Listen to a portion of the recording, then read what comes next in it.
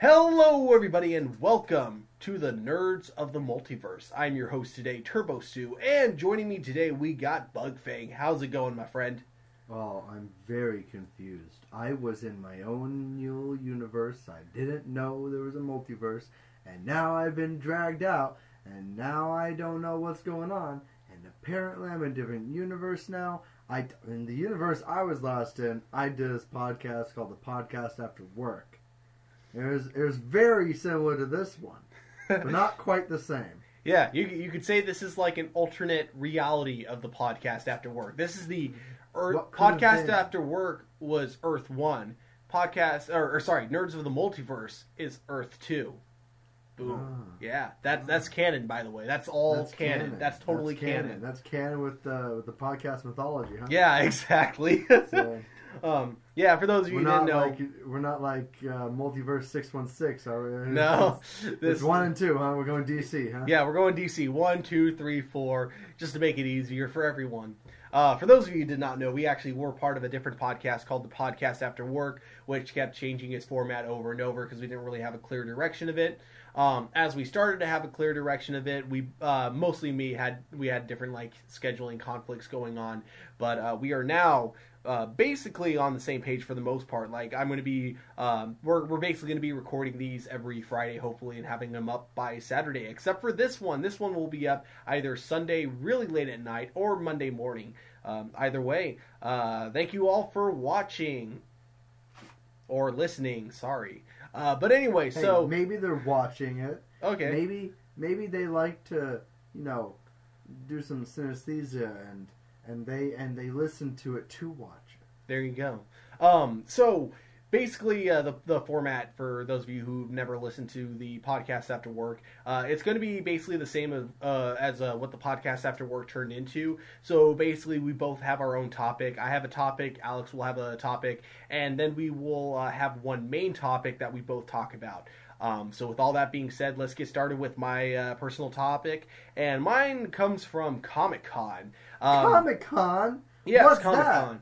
That? In my universe, it's called Con of Comics. You know what? I wouldn't doubt it if like another parallel Earth out there, that's actually what it was called. If it was like convention of instead of like something convention. Most conventions were just considered convention of this, which I wouldn't doubt it. But no, like so Comic-Con, man, a lot of really cool stuff happened at Comic-Con. Like I'd say like quantity wise, we definitely had more last year, but quality wise, what we have this year on the Marvel side of things especially was freaking huge. But we're not going to talk about the Marvel stuff yet. That's going to be our main topic. For now, I want to talk about Crisis on Infinite Earths, because we've gotten some more news from Comic-Con and just from word of mouth of like articles that have been dropping online about this. So I'm just going to catch you guys up to speed real quick for those of you who don't know what this Crisis on Infinite Earths that I speak of is. So basically, on the CW, what is this Crisis on Infinite Earths? I will tell you. In my universe, DC had this great storyline everyone liked that was called the Infinite Crises on Earths. Well, this is very similar to that, I'm pretty sure. So basically, on the CW, you have all these shows based on DC comic books. You have Arrow, Flash, Legends of Tomorrow, and every year they always do like a crossover event. So you had Heroes of Yesterday and Heroes of Today. That was like their first big one. I guess before that you had The Brave and the Bold Part 1 and 2. But then you had I think it was just called Invasion, where they fought the Dominators, and then you had Crisis on Earth X, which was like them fighting an Earth that had like where Nazis won World War II, and then you also had what came out? Oh yeah, that's right. It was the last crossover, which was Elseworlds, which helped set up this current crossover, which is called Crisis on Infinite Earth. So what's so big about this though is that with Elseworlds, this was the first time Crisis on Infinite Earths, or a crossover on the CW universe, has actually had this much setup for it. Because usually... One of the Infinite Crisis on the Earths? Yeah. So basically all the crossovers before, they're usually just one-offs that are just there for fun, and they're there to pump viewers up, for that 1 week. And that's usually all they do, right? Mm-hmm. So this is the first time where we've had build-up, though, since last year's crossover. And not only that, but within the episodes of each individual show, they've all had a reference to Crisis on Infinite Earths in their season finale. And that includes Legends of Tomorrow, which wasn't even part of the crossover. Even they had a tie-in to Crisis on Infinite Earths at the end. It was a really one-off. Cool it was a one-off joke, but it was still a tie-in. It was also really fun. It's the kind of joke I really like to see. Oh yeah, definitely. Like, it's cool that they did it, and so like all of them had a little bit of a tie-in. So Crisis on Infinite Earths is clearly, unlike the other ones, going to have consequences to the Arrowverse in one way or another.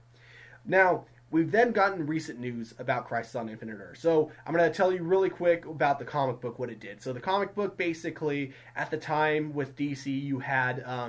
DC had currently been going on with two different continuities in the DC universe. So you had Earth 1, which was, everything we know about DC now, which is the Flash, Superman, Batman, Wonder Woman, all that. But then you also had Earth 2, which had the Jay Garrick Flash, the... do you remember the name of the original Green Lantern? Because it slipped my mind. The blonde one wearing a red shirt. Yeah, I completely forgot his name. Fudge me. I am also blanking on it. Okay, but I feel like it was another G name? Yeah, it was definitely a G name. I keep wanting to say Guy Gardner, but that's not it. That's a very different Green Lantern. Although similarly gay. Yeah. But, so you had... I got it.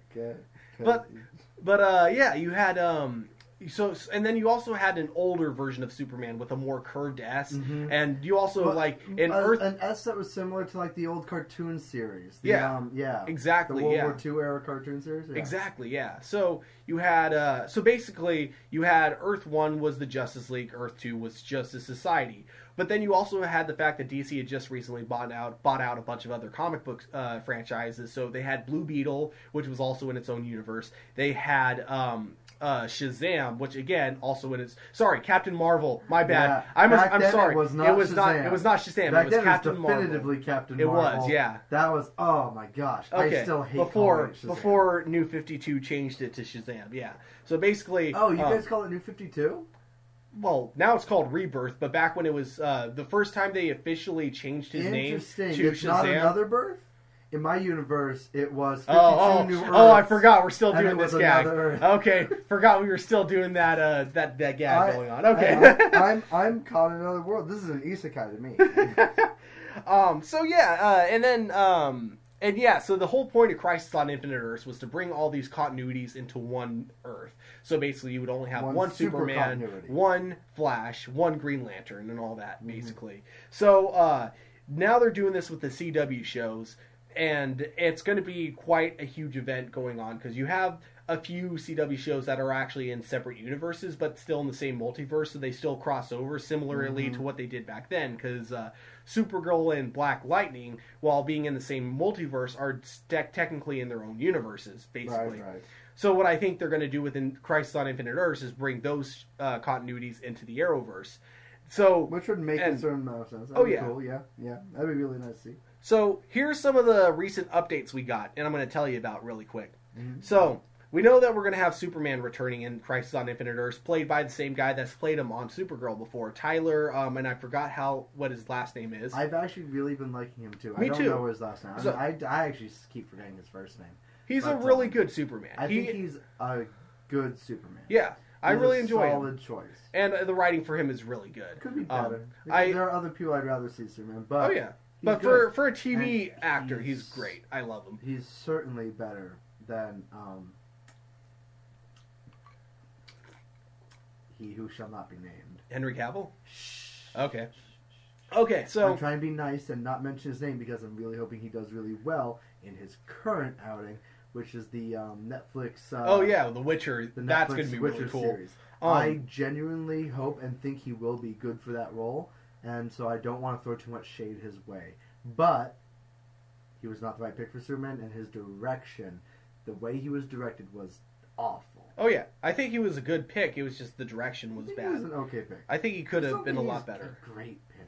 But I think he could have been better. But anyways, so we got that news down. Now we're going to have another Superman in this movie. And guess who's going to be playing him? Ooh, who? Brandon Routh, the same guy that played him in Superman Returns, who currently plays the Atom on Legends of Tomorrow. So I'm curious to see how that's going to play out. Now, here's the thing. That's actually really weird. That's going to be really funny if they interact. I don't know. I feel like it's going to be one of those things where no one's going to acknowledge that they look the same. I feel like they're just going to have to be. Yeah. I feel like they're going to try to keep their scenes separate because of that. But I don't know. Often they do like snide jokes like that. I feel like it's going to be a joke. It might. Especially you already had like the joke that that the Atom brought up about Supergirl when he brings up, man, she looks a lot like my cousin. So maybe they'll bring that joke up. I don't know. It was such an interesting thing to like for them to bring up that I did not expect. So you have him coming back, but he's not going to be playing the Superman from Superman Returns. Mm-hmm. He's going to be playing a version of Kingdom Come Superman. So, which will be really interesting. That'll be really interesting to see a live action version of. Mm-hmm. Now, it doesn't end there.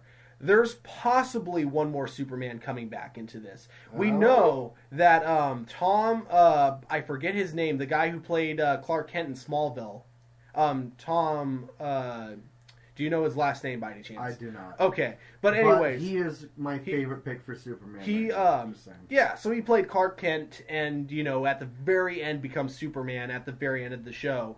But we never actually get to really see him in the full Superman suit. Now, I'm not going to say this is confirmed that he's playing Superman because it's confirmed he's coming into the Arrowverse for one episode of Arrow. They didn't say if it was going to be during Crisis on Infinite Earths. It just said he was going to be in one episode of Arrow. So it's safe to assume that if they're going to have him and they already have two Supermen, why not have a third, make it a trio of Supermen, and have him finally wear the Superman outfit and be like, so reprise his role as the Smallville Superman. I think he was my favorite choice. I really wanted him to be the Superman for Supergirl.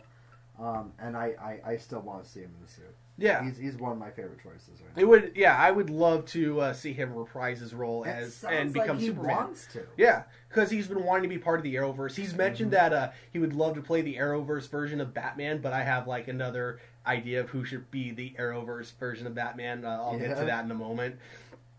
So we know he's coming, right? Mm-hmm. And now it gets even weirder. So, okay, I don't want to get hopes up for these next two because they could be playing a million different characters. I don't really think they're going to be reprising the roles, especially because one of them's already been in Supergirl before. Mm-hmm. But we have Linda Carter coming back, who played Wonder Woman back in the when did was that show out? Like 80s, right? 80s, yeah, right? It was definitely 80s. I'm pretty sure that was. Linda Carter is coming back, but again, it hasn't been confirmed if she's playing the same character she played on Supergirl or if she's going to be reprising her role as Wonder Woman. And then lastly... But you have to think she's going to be, right? I want her to be Wonder Woman, so badly. So cool. They've established that Themyscira exists in the Arrowverse, but they haven't established Wonder Woman yet. Lastly... actually two more things. So, second to last thing... Burt Ward is going to be coming into Crisis. It's not confirmed if he's going to be playing like an old retired Dick Grayson, but he is coming into the Arrowverse, so Robin from the original Batman and Robin TV show is coming. So, cool. I'm really looking forward to seeing that. And he's shown he's shown that he can still have the same Robin voice even in his old age because he voiced Robin in the Adam West Batman and Robin animated movie, and he did the voice spot on. So I'm very curious to see if he's going to be. I would love it if he was an old retired Dick Grayson. I suspect he's probably going to be an older Dick Grayson, maybe an adult Nightwing, maybe. I really hope he's probably like an old, near retired Nightwing. Yeah, me too. Or just a detective, like a private detective, but not a superhero. Mm-hmm. I would love that. Oh my god! I suspect because he's Grayson. Mm-hmm. My bet is they reference the fact that he was Nightwing, but that he acts as like another Watchtower almost. That he's gonna play a big support role for the Bat system somehow. Possibly. And then, okay, so this is where we get to our last thing. So it's kind of been established now. Last season, it was finally established that John Diggle is just an alternate version of Jon Stewart. They made two direct references to that. We all knew that, though, right? Like, yeah, they've made two direct references to this by now because they had him. They had the '90s Flash when he appeared in the last year's crossover event. He referred to him as, "Hey, John, wait, you're not wearing your ring. Things must be different in this universe." You know, didn't refer to him by his last name, just said John in the ring. Like, it's obvious. It's very obvious.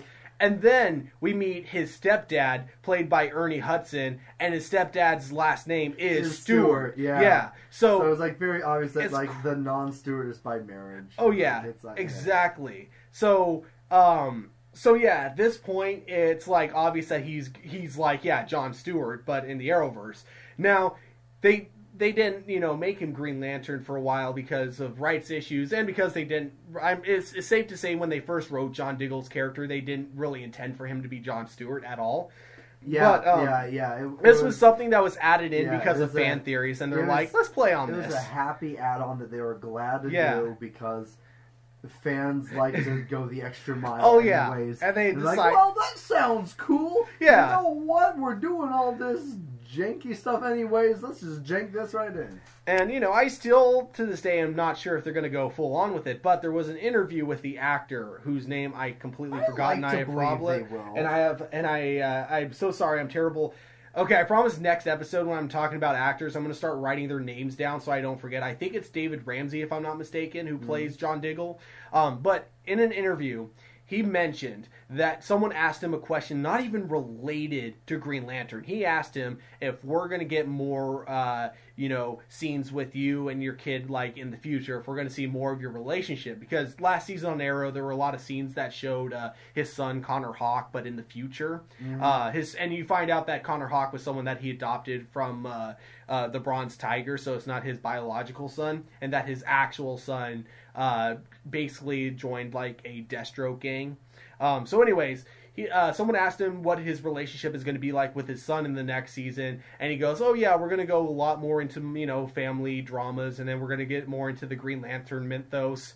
And it's weird how he said it casually, and he didn't stop himself, because usually when he says something like that, there's usually like a big, like, oh no, like, he legit was just like, oh yeah, we can go into the Green Lantern mythos, and that kind of stuff. Like, and like everyone's like, wait, what? And it's just like, yeah.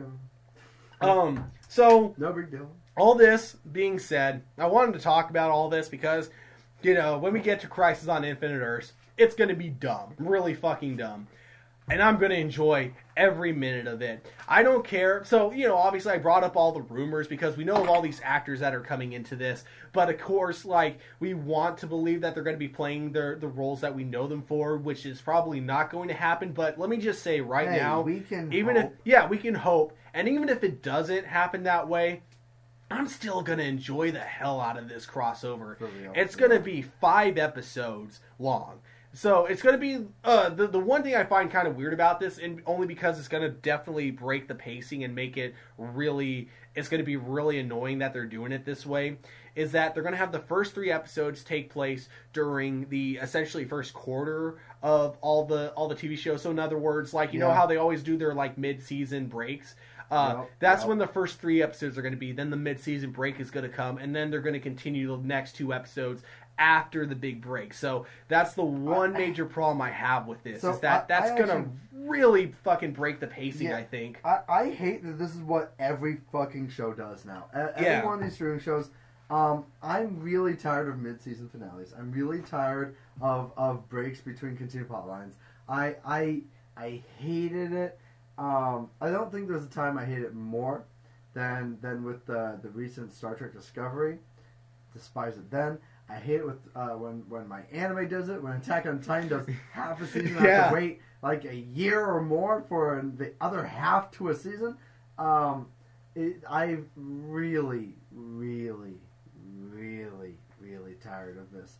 I want them just to get it straight. Just do seasons. Yeah. A season should be a season. If you want to do a 2-season story, that's cool, but don't break up a season to do it. Just do it in 2 seasons, or do it in a season and the next half of the next season, and then do some filler lines or some single stories after it.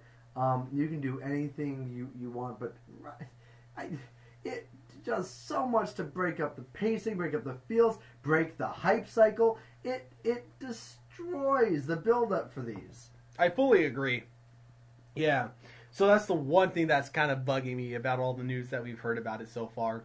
But yeah, so with all this being said, I can't fucking wait for this crossover. Now let's move on to some depressing news with Alex.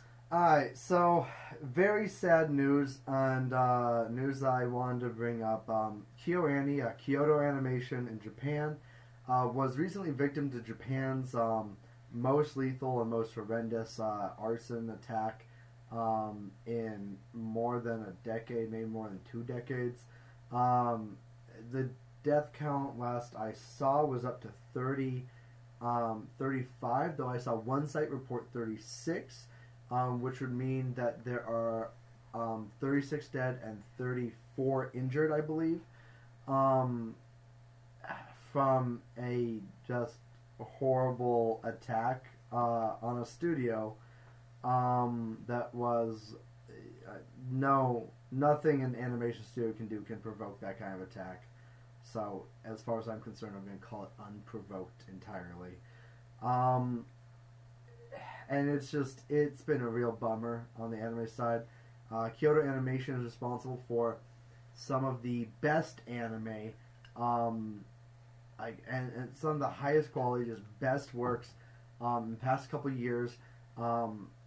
Favorite of everyone's from last year, Violet Evergarden, and its movie, which I think the Violet Evergarden movie was not due for release yet. Is it not out yet?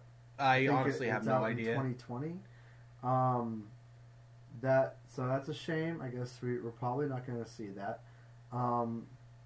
But they are also the developers of fan favorite Free, the borderline boys love show about a boys swim team. That's super great. And my personal pick for last year's Best Picture, A Silent Voice, which I know came out 2 years ago in Japan in Japanese, but our English release was last year, and our release in the US was last year. So it was my Best Picture of 2018 choice. I really, really, really hope that the remaining individuals and communities affected by this are getting the support they need. I know there are quite a few campaigns going to help support these communities. I'm going to throw out the names of Mother's Basement and Giguk, anime podcasters and YouTubers that have links to places where you can donate or send money or messages of support. And just my heart goes out to them. It's a huge, huge, huge loss for nerd culture as a whole. And to like the families that maybe that absolutely. Moms and dads that work there. Moms, like I can't dads, imagine. Yeah, that's another thing. A weird amount of women seem to have been targeted in it as well.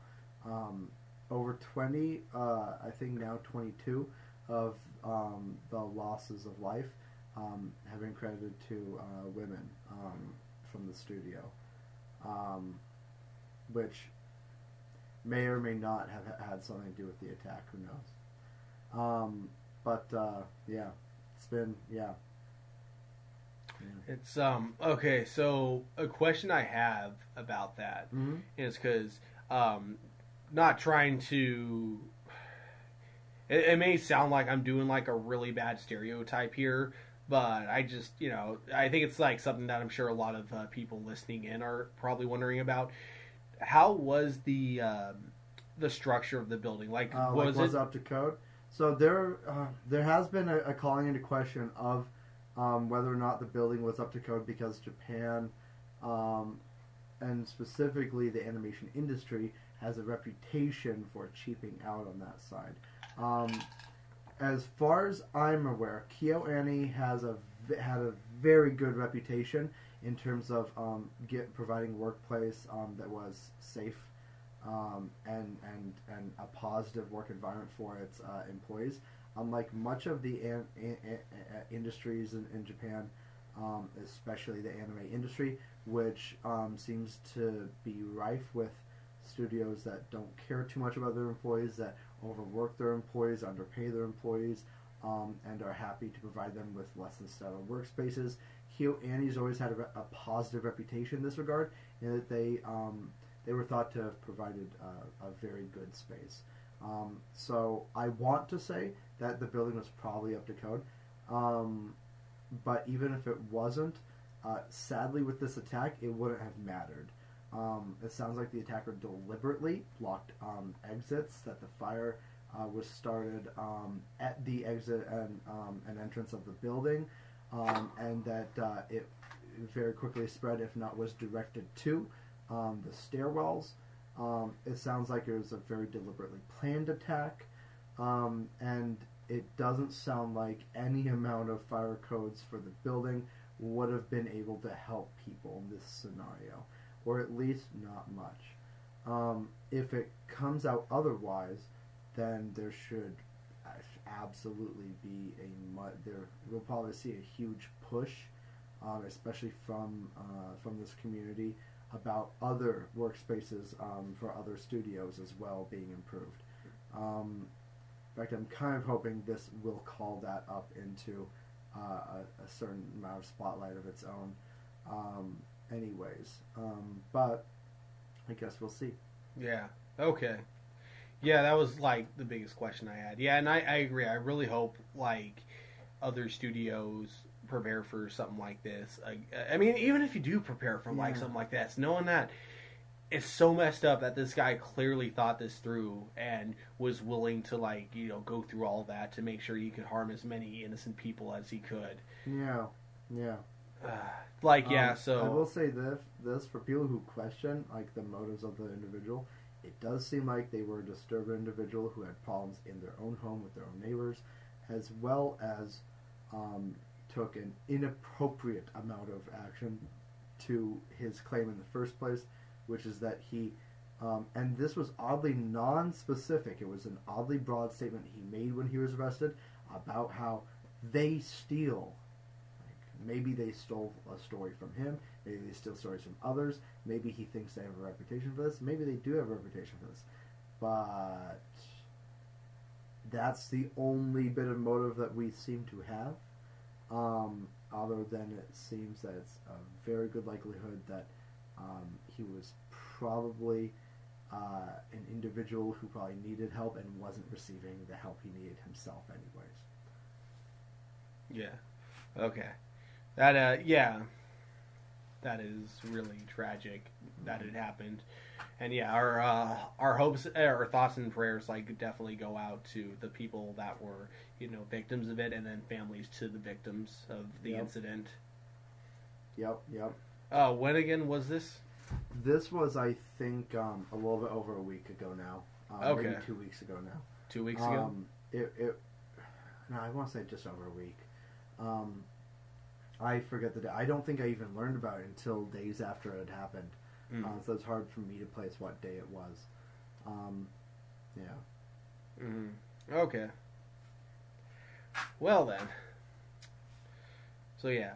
What again? Actually, before we move on to the next topic, would you mind just once again saying the names of the YouTubers that you brought up before? Oh Giguk on YouTube and Mother's Basement on YouTube. Both fantastic, and I'm sure there are many. I'm pretty sure this is a huge discussion in the anime community right now. I'm pretty sure everyone is linking. I'm sure other YouTubers, even that I normally don't agree with, people like Digibro are probably linking to certain charity funds or support groups as well. but yeah, Digibro is probably a safe one. He's big, and I would expect him to have a response of some sort up. Gigook and Mother's Basement. Mother's Basement, I do believe, is being very sensitive about this issue right now. I don't think he has a video directly addressing it. Instead, it's his video addressing the anime movement as a whole that he just put out recently, because he wanted to make a positive video in light of this attack, something to keep people's hopes and dreams up in a time of emotional crisis. He wanted to add something positive, and in that video he has linked to I think a donation channel for victims of this. Yeah. All right. So do me a favor and just text me the names of them before you leave, and then I will make sure to add those links in our description for both the YouTube version of this video and for the SoundCloud. I'll look up the drives that were in those videos, and I'll text you those. So we'll just have direct links to that. Yeah, that'd be perfect. All right, yeah, so do that, and we'll make sure to put those in the description, whether or not you're watching this on SoundCloud or if you are watching this on YouTube. And one of the best ways you can show support for this right now is by looking at those YouTubers, and, man, as weird as it sounds, it might do some good to buy some KyoAni products. If you like those Funko Pops and such, there's an anime line of Funko Pops I forget the name of that you can buy. You buy some that are licensed from them. I'm sure some of that money goes to them. If you want to buy Blu-ray, I highly recommend A Silent Voice on Blu-ray. A gorgeous movie. You will not regret watching it, even if you don't classically like animation. Even if the only animation you typically watch tends to be Disney movies, or maybe you've seen a Miyazaki and you like one of those. I think A Silent Voice will pull at your heartstrings anyways, no matter who you are, from what walk of life you are. If you are on Netflix, maybe watch Violet Evergarden this week. It's on Netflix. A couple KyoAni works are. That one is probably the big fan favorite. So yeah. Alright. Go watch and support. Alright. So now we will move on to our main topic for today. So basically... Hopefully something a bit lighter. Oh, definitely way lighter. So basically, Marvel, as you probably know at Comic-Con, finally confirmed a lot of the movies that we had already pretty much... Oh, right. Convention of... Still doing the Nerds of the Multiverse gag. I love it. What gag? Did you gag me when you brought me over?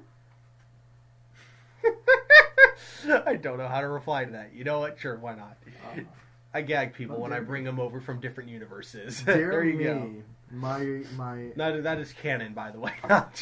Dear God, if that somehow got that Turbo Stew uses turbo powers to reach across dimensional barriers of the multiverse to gag random individuals and drag them into his world. God, imagine if I end up in court for that and they're like, "See, you've confessed to this." And it's like, yeah, but it was a joke. But we have you on individuals and dragging them from into different your dimensions. Oh, yeah, exactly. I said I gag people from different dimensions and drag him over here. You see, Your Honor, he admits it! It's like, do you not realize that's a joke? We don't even have a way to get into another dimension. I've heard enough. You are guilty! Oh, man. I'd be kind of impressed of our justice system if they, actually put me in prison for life for something that's impossible. Depressed. A little bit of both, yeah. But anyway, so yeah, for Marvel, they announced basically all of Phase 4, which will be taking place... Maybe all of Phase 4. Yeah, what we believe is going to be most of Phase 4. We have some talking, some whispers in the wind. Oh yeah, lots of those. A few possibilities of additions to come, but... But I'm pretty sure, I actually should have probably had the list with me right now, but I don't. Actually, I do. I will grab that out for... really quick as I continue to talk, and I drop something. Oh no! You have dropped the universe remote that keeps my connection stable. Who knows as if my name may disappear at the end of this episode now, only to be replaced by another gagged individual next week. Stay tuned next week to find out if indeed it is the same Bug Fang that will return to you. It'll be a Bug Fang from a whole nother universe. Okay, here we go. You're gonna I kidnap found more it now. me? Do you just target me? Should I have the court of infinite Ricks, or the court of the Reeds, Council of the Ricks, council, or the Council of Reed, should the I Council of Wells. Should I have them making a case to criminally charge you for multiversal I feel like if the Council of Ricks existed, I would already be dead by now. Just from them listening to this podcast, they'd be like, yeah, he's definitely full of shit, but let's not take any chances, and then I'd be dead. Alright, but here's the full lineup that they announced. Okay, so throughout 2020 and 2021, we got Black Widow, Falcon and the Winter Soldier, Eternals, Shang-Chi, WandaVision, Doctor Strange, Loki, What If, Hawkeye, Thor, Love and Thunder, and then lastly, and this was the only one of the movies that I didn't know about, because everything else, these had all been leaked, or not leaked, but they had all been talked about before, so we kind of knew about most openly, of these. Yeah. Sometimes under the table, sometimes, yeah. Yeah, the only one we did not know about was, and we kind of had rumors of a TV show, but never anything confirmed by Marvel, but we got news of a Blade movie as well. Yeah. And it will be a movie and not a TV show, surprisingly. And this one has made some waves. Yeah. Because it involves the main actor who we've seen in a Marvel I will say this. already. It's not like they haven't done that before. They've done that a few times now. Because they did it with such a lead character. This was the lead villain for half a season. That is true. One of the best. Yeah. If not the best, although in my opinion the second best. Netflix shows. I'll go over the other actors that we've seen a couple times, and there might be more, but we've seen we've seen I meant to say Star-Lord's mom, because she was originally in Captain America. James Gunn later jokingly said, oh, that was probably her grandma or something like that. But yeah, we saw that same actress in Captain America. And then we also saw an actor who was in the Avengers movie. He was one of the cops that basically was there when the aliens were attacking, and Steve Rogers told them to evacuate the city and, basically gave them orders. He was one of the cops there, but then he also played a different character in the show, Agent Carter. So we saw it with him, and then we also saw it with the other main villain from Luke Cage. Yeah, because she was in Captain America: Civil War. She played the mother who was really pissed off at Tony Stark, blamed him for her kid's death. Who's going to avenge my son? Yeah, Stark? exactly. Well, I mean, technically, they did avenge your son. They that did. Was the point of what they were doing. They true. avenged your son. Yeah. Oh, the whole point though is that she blamed Tony Stark. So unless he's dead, her son. Well, in her then eyes, who eventually avenged her? Tony avenged her. Actually, yeah, that's a good point. Tony did avenge her son. Actually, that's a good point. Tony avenged her son. Tony's like. But yeah, so like I said, this isn't anything new to an extent, but it is new to the fact where it's like, yeah, he played a really big role in Luke Cage, so it's not like he was just an extra and small... a fan favorite role. I'm pretty certain that I can speak with confidence that Cottonmouth was probably everyone's favorite villain from that series so far. He was certainly mine. I know a couple other of our friends favor him over even other villains in the other shows. With the exception of being Daredevil, which has the best villains. But how can you not have the best villains when you have Spider-Man villains as your villains? Yeah, basically. So yeah, he was a great villain in Luke Cage, and now he's been announced as Blade. And interestingly enough, Wesley Snipes, he's been getting so many fan petitions, them saying, oh, fire Mahershala Ali and hire Wesley Snipes. And then Wesley Snipes has recently tweeted to his fans just being like, no, it's fine. I don't care. Like, it would have been cool to come back. But you know what? This guy really wanted the role to the point where I guess the only reason the movie's happening in the first place is because he's been promoting it. He's been trying so hard to convince Kevin Feige to let him do this. In fact, it seems like that's been a common theme with a lot of rumors about more appearances from these actors, is that a lot of the Netflix actors have been really good at advocating for themselves to be in more projects. Mm-hmm. Another big rumor is that the Daredevil actor wants to be a big part of things going forward. A lot of I know Kingpin, the actor for Kingpin, whose name I forget, he wants to be in Spider-Man. He's mentioned that many times. For a while, dude, the actor for Kingpin, he was my favorite up-and-comer in Hollywood for a little bit. I really like him. Even the stuff where he's like schlocky and like bad, like Jurassic World, I still like him. I really like that actor. My favorite role from him, though, is still to this day, just the way he plays it is just still makes me laugh, is Men in Black, when he plays the main villain in that. Yes! Like, every time I watch that movie, when he still goes, okay, I'll put my hands on my head, like this! That line still fucking cracks me up to this day. Until you just said that, I forgot that it was him at all. Yeah. He was, I think the role he's most known for was playing Pyle in Full Metal Jacket.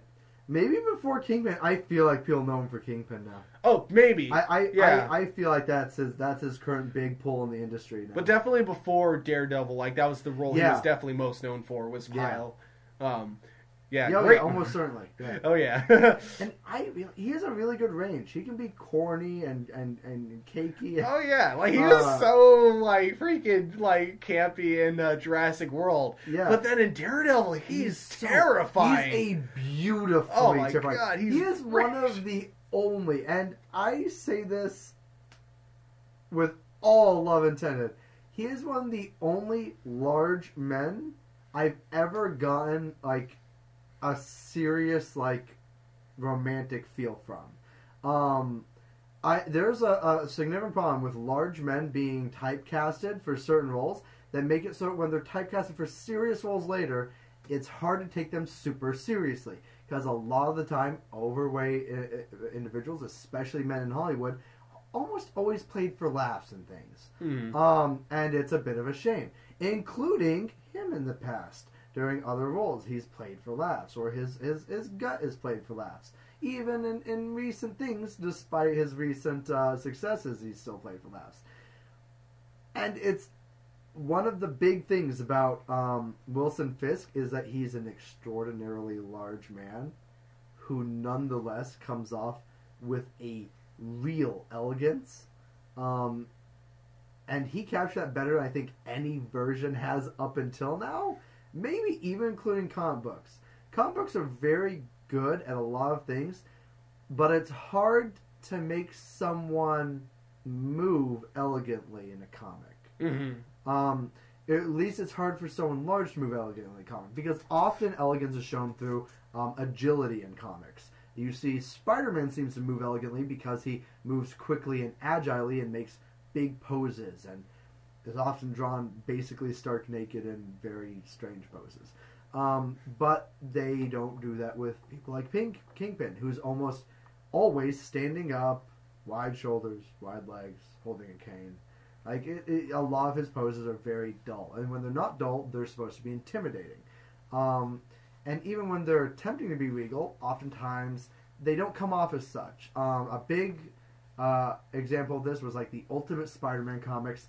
Kingpin wasn't really a very handsome man. He was played off as being very fat. Spider-Man was just like, hey, fat, so not even like, it was like really like kind of inelegant stuff.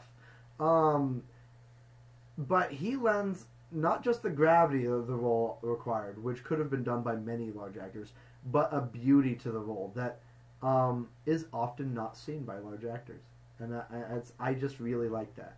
I really like that they're willing to do that in such a good way too. You never hear Daredevil make a fucking fat man joke. Like, oh god, no. Not until he's pushed way past his limits. I would love to see someone in Daredevil make a fat man joke to Kingpin. But yeah. Okay. So now let's move on to what we got coming in Phase 4. So first off, we got Black Widow.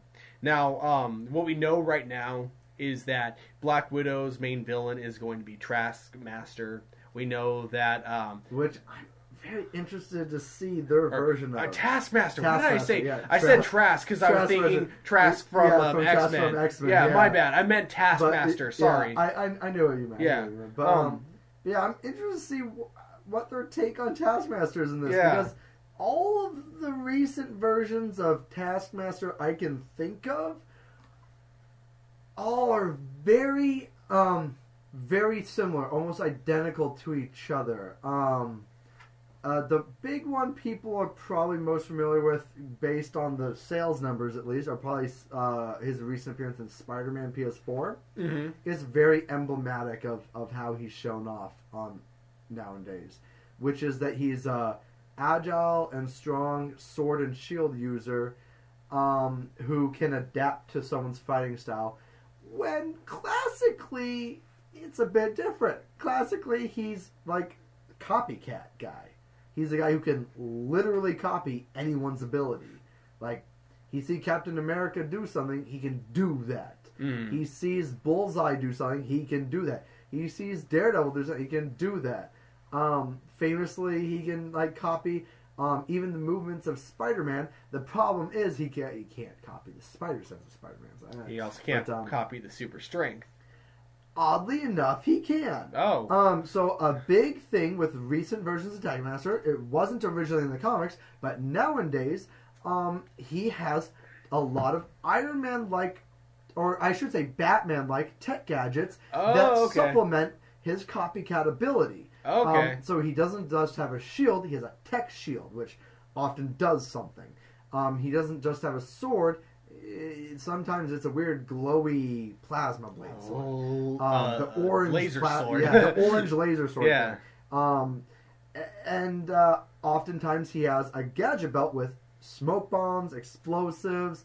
He's almost very Moon Knight now. He seems to have taken a lot of Moon Knight stuff.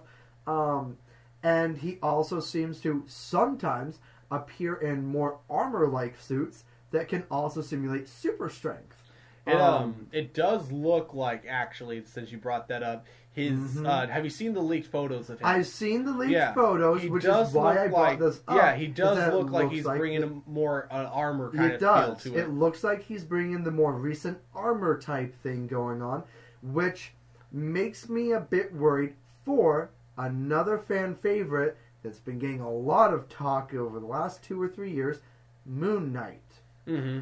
Taskmaster, the new version with the gadget belt and the armor-like suit, seems to very much, not just in style, but also in substance, take a lot of the Moon Knight stuff. A lot of the gadgetry, because Moon Knight's essentially Batman but cracks jokes and is actually kind of insane. Mm-hmm. And in Marvel. But now Taskmaster has progressively, more and more, also been that type of Batman-y villain. Or I should say more Deathstroke-y, I guess, because of the sword. And that makes me a little bit worried, because we've been hearing rumors and talks about Moon Knight getting a thing or in the MCU for a while now. And I'm not so sure they'll go for it if we have a Taskmaster that's wearing the same suit of armor almost. Mm-hmm. That makes sense.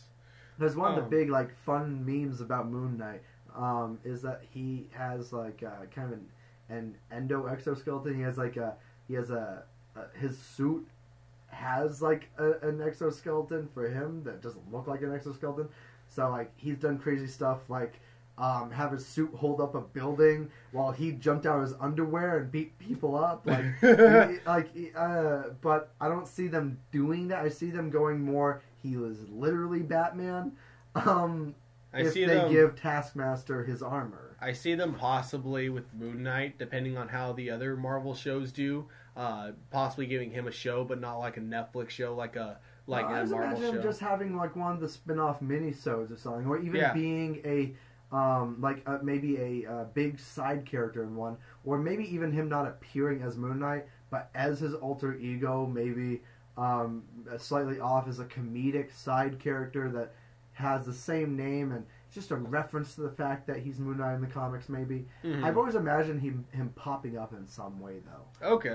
Especially in something like... I always kind of expected him to pop up as, maybe a hiree in Jessica Jones, or maybe even in Daredevil, someone who's, I don't know, maybe getting sued because of his mental status and from his last job for Daredevil, or maybe someone who's looking to hire a detective, private detective, and has like a single funny episode where he's like the funny side character hiring Jessica Jones. This was back before I saw Jessica Jones, and it clearly wasn't an episodic thing, but just a story arc thing. Yeah. Sadly, we still haven't had a really episodic MCU show other than Agents of S.H.I.E.L.D., really. Yeah. And Agents of S.H.I.E.L.D. even ran away from that and went super arcing. Hasn't stopped since. I want to maybe Cloak and Dagger because I haven't seen it. That's the only show. Point. I still have yet, despite loving maybe. Cloak and Dagger in the comics, see Cloak and Dagger. Yeah, I saw the first, I think, 2 episodes, and that was it. Yeah, I haven't seen much from Cloak and Dagger, but yeah, it might be episodic. Who knows? I guess people who watch it would know. I don't have faith that it's episodic. But I have faith that probably not. It's probably a pretty decent show. When it's, I think each season's like only 13 episodes, so more than likely, yeah, it's probably not. It's probably going to be serialized. You know what else was like 13 episode seasons, but was episodic? Spectacular Spider-Man. Man. That is true. It's a great cartoon. All right. The other thing I wanted to bring up before we move on to Falcon and the Winter Soldier is a lot of people have been pointing out. Is it really going to be Falcon and the Winter Soldier? Should it be Captain America and the Winter Soldier now? Well, or should it be Captain's America? We'll get to that. I'm really shocked when they announced it. I know, but yeah. It should have been called Captain's America. There is one. That would be cool. There is one more thing I wanted to bring up though about Black Widow. A lot of people on Twitter have been making the actor replacement. Huh? The actor replacement. The fact that we have confirmation on who's replacing ScarJo as the new Black Widow. Actually, that was another thing I was going to bring up. Okay, but first I want to bring up like one last thing about Taskmaster is like the joke that's been going on around Twitter about him, and it's the same thing with the Green Goblin where people are saying that this guy looks more like a Power Ranger, villain than anything else. Legit, and though, he kind of does. Here's the thing I want to say though about that. Well, 2 things about it. First of all, it's a comic book movie, so yes, villains are going to look silly every once in a while. But 2, you got to remember, guys, Marvel movies have a lot of money that goes into tuning things up with CG. So I can almost like 100% guarantee you that however it looked like on set, it's going to look a lot different when in the final product. True. I mean, look at Mysterio. Look at fucking Iron Man. He Dude, Iron Man on set looks like an embarrassment. Yeah. I still don't get why Dowie Jr. doesn't want a full exoskeleton. There's literally been one movie where they've had a full suit. The first movie. I know. I would get it if they couldn't make one that was like somewhat comfortable, like one with an air conditioner, but I suspect they can make one with a good AC in it. And even then, Robert Downey Jr. doesn't have to be in it. They have suit actors for that exact thing. Dude, do you know how many people would love to act in Iron Man? Oh, yeah. Iron Man armor. I would love to. Do you know how many people would love to see it? Practical Iron Man armor? Oh, yeah. That would be awesome. Like, I personally, I mean, obviously I could never do suit acting because I am fat and out of shape. But if I was in shape, I would fucking love to be an Iron Man suit actor. This is something I never quite got. I don't get why people are so against. Like, this was a big thing where recently I saw a very nice YouTube video. Sorry, I can't remember which channel it was. I think it was Full Fat Productions, I feel like. Mm-hmm. But someone made a video recently about maybe it was just Screen Rant. Maybe it was Screen Rant to Watch Mojo, a big one. I think I was surprised by who made it. About the actor everyone's seen that no one knows.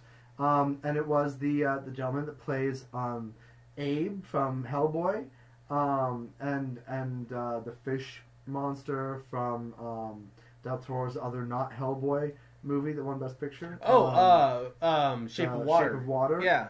As well as who currently is playing. Oh my gosh, why am I forgetting the only character I like's name? But the guy in Discovery, tall, like the alien commander. Saru? I know Saru. what you're talking about, but I haven't seen. I've only seen the first episode of Discovery so far. Oh, you need to watch all of it so we can crap talk. I mean, so we can talk. I don't know. In my universe, season 2 was a big pile of garbage that wasn't written very well, and that later I suspected I knew the writing of it may or may not have had my suspicions confirmed. Okay. Hey, did you like Amazing Spider-Man 2 and its writing? No. Oh. Huh. Okay. So anyways, moving on to the actor you were bringing. Okay, you brought up that you saw a video that actually like talks about about him and the fact that one of the big reasons why he's like a well-loved face in Hollywood is that he's one of the only people willing to get the full prosthetic makeup done at all without like making a big deal or without getting a lot of shit, without giving a lot of shit for it.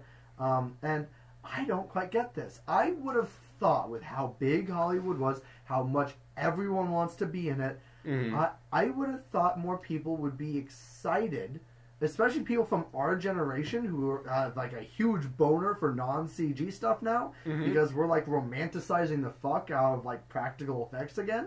Yeah. I'm surprised there aren't more young, fit people who want to have full body prosthetics. Like a lot. I don't get why there aren't more like drama majors going off and being the new Sarus, the new. I really wish I remembered actors' names so I could remember this gentleman's name.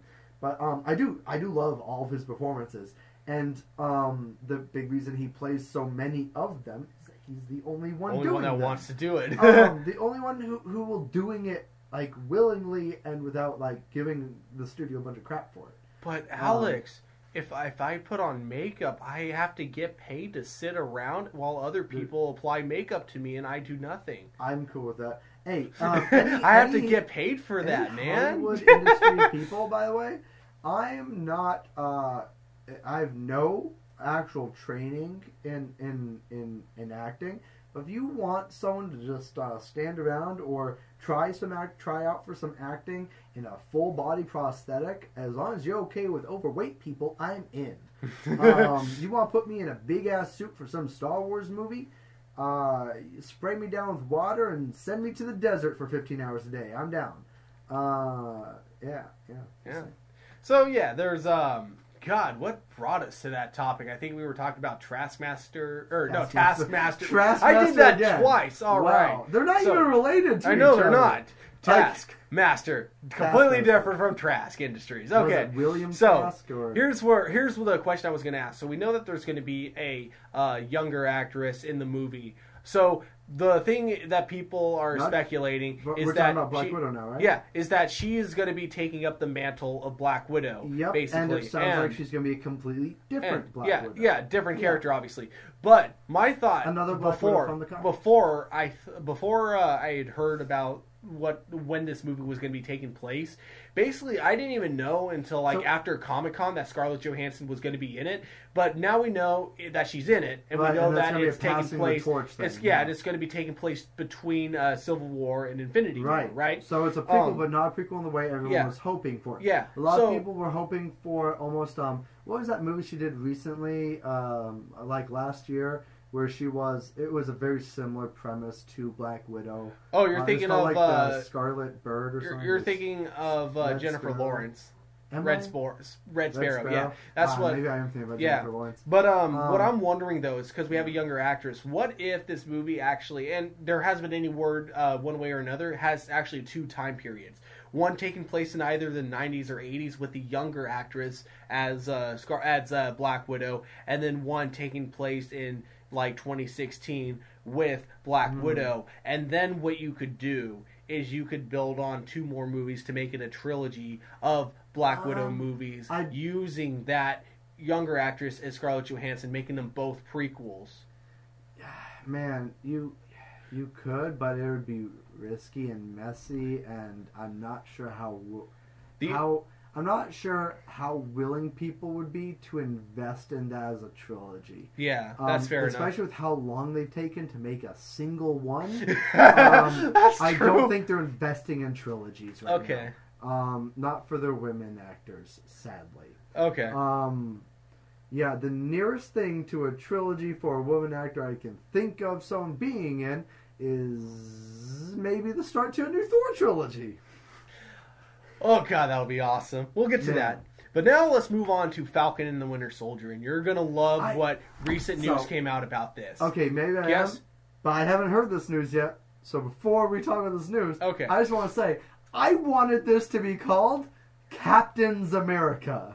Because I think that's a great thing. I think it could play off them. Like the entire mini show, they could be joking about, man, why can't I believe you the shield? You know, I fought in World War II with it. The way you already have the wings. Here's the thing about that. The way Bucky was standing there waiting for Steve Rogers to appear, like, very calmly.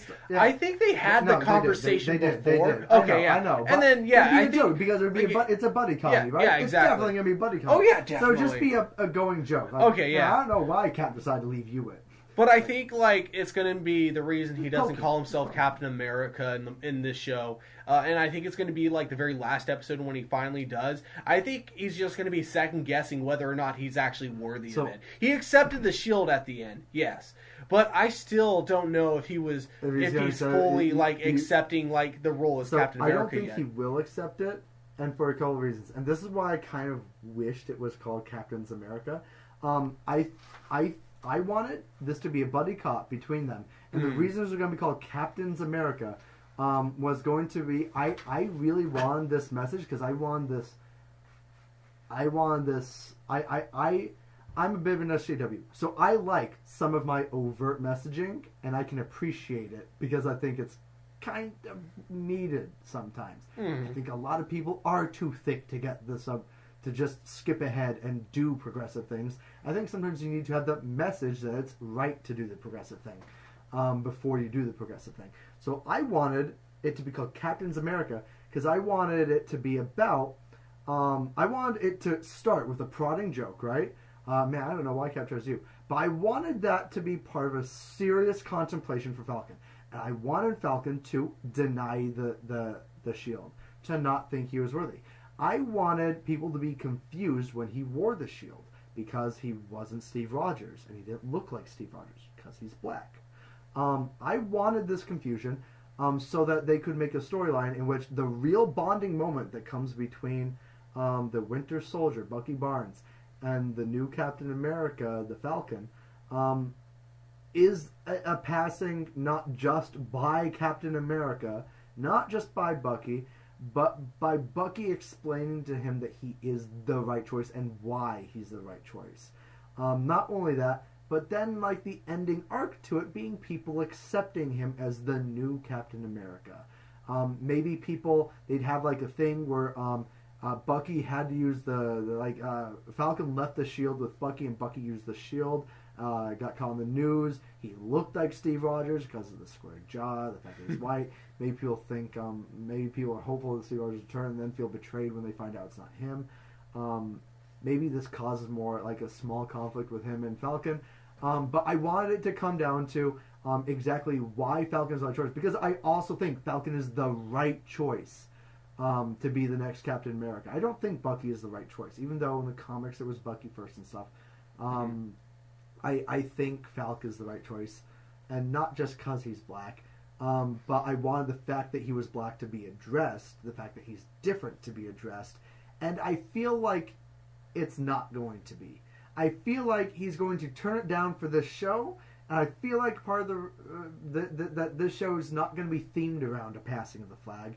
I feel like it's going to be just a buddy comedy with two characters we like to see together. And I don't think it's going to be a significant part, and maybe it'll be a side conversation at the end. But I really wanted a really strong message, because America has a huge issue with being divided, and has for a very long time now. And I think a bit of forced unity, if necessary, could be really positive. A bit of messaging about the unity of things that we share, of values that we share in America, and seeing those values in a new Cap, one that in particular is not white and old and from the 50s, it could be a really positive thing. A really positive thing that could piss the wrong people right the fuck off. And send a really nice message of like actual equality and hope to a lot of other people. All right. Yeah. Okay. But they didn't go that way. No. Well, they might. I mean, I don't think so, but Yeah. it would be cool if they did. I don't think they will, but I do agree it would be awesome. But here is the news that you will really like. Mm-hmm. Did you hear who the main villain is going to be? No, but let me guess. Let me take I'll let you guess. 3 guesses. You get 3 don't guesses. tell me First 2 which don't count. one is okay. I'm kidding. Now. I'm kidding. Yeah, go ahead and guess. Don't tell me which one is right. I'm going to put all 3 out there and then say which one I want it to be. Okay. I think these are all extremely likely. Mm-hmm. Baron von Zemo. Skull, Crossbones. And third, this one I think is the least likely, and the one I least want here, but the one I most want to appear, MODOK. And that would mainly come from, AIM being like an easy throwaway villain group to introduce, especially since we've been introduced to Advanced Ideas Mechanics in the past now with Iron Man 3. That was Killian's company. Killian was his name, right? I think so, something like that. Yeah, he made AIM, and I want MODOK to pop up still, and I really want MODOK, but I don't want MODOK in this. I actually want MODOK in like his own corny ass TV series or in one of these other miniseries for another character, one that we don't have a series for yet, or I want him to be in a movie, which I would love. I'd love for him to be like even a throwaway enemy at the beginning of an Avengers movie would be so cool. I really want to see MODOK. But given that they've already killed Crossbones and revived him and killed him again, and maybe revived him again, I can't remember about they've killed him. He's dead. He's dead? Yeah.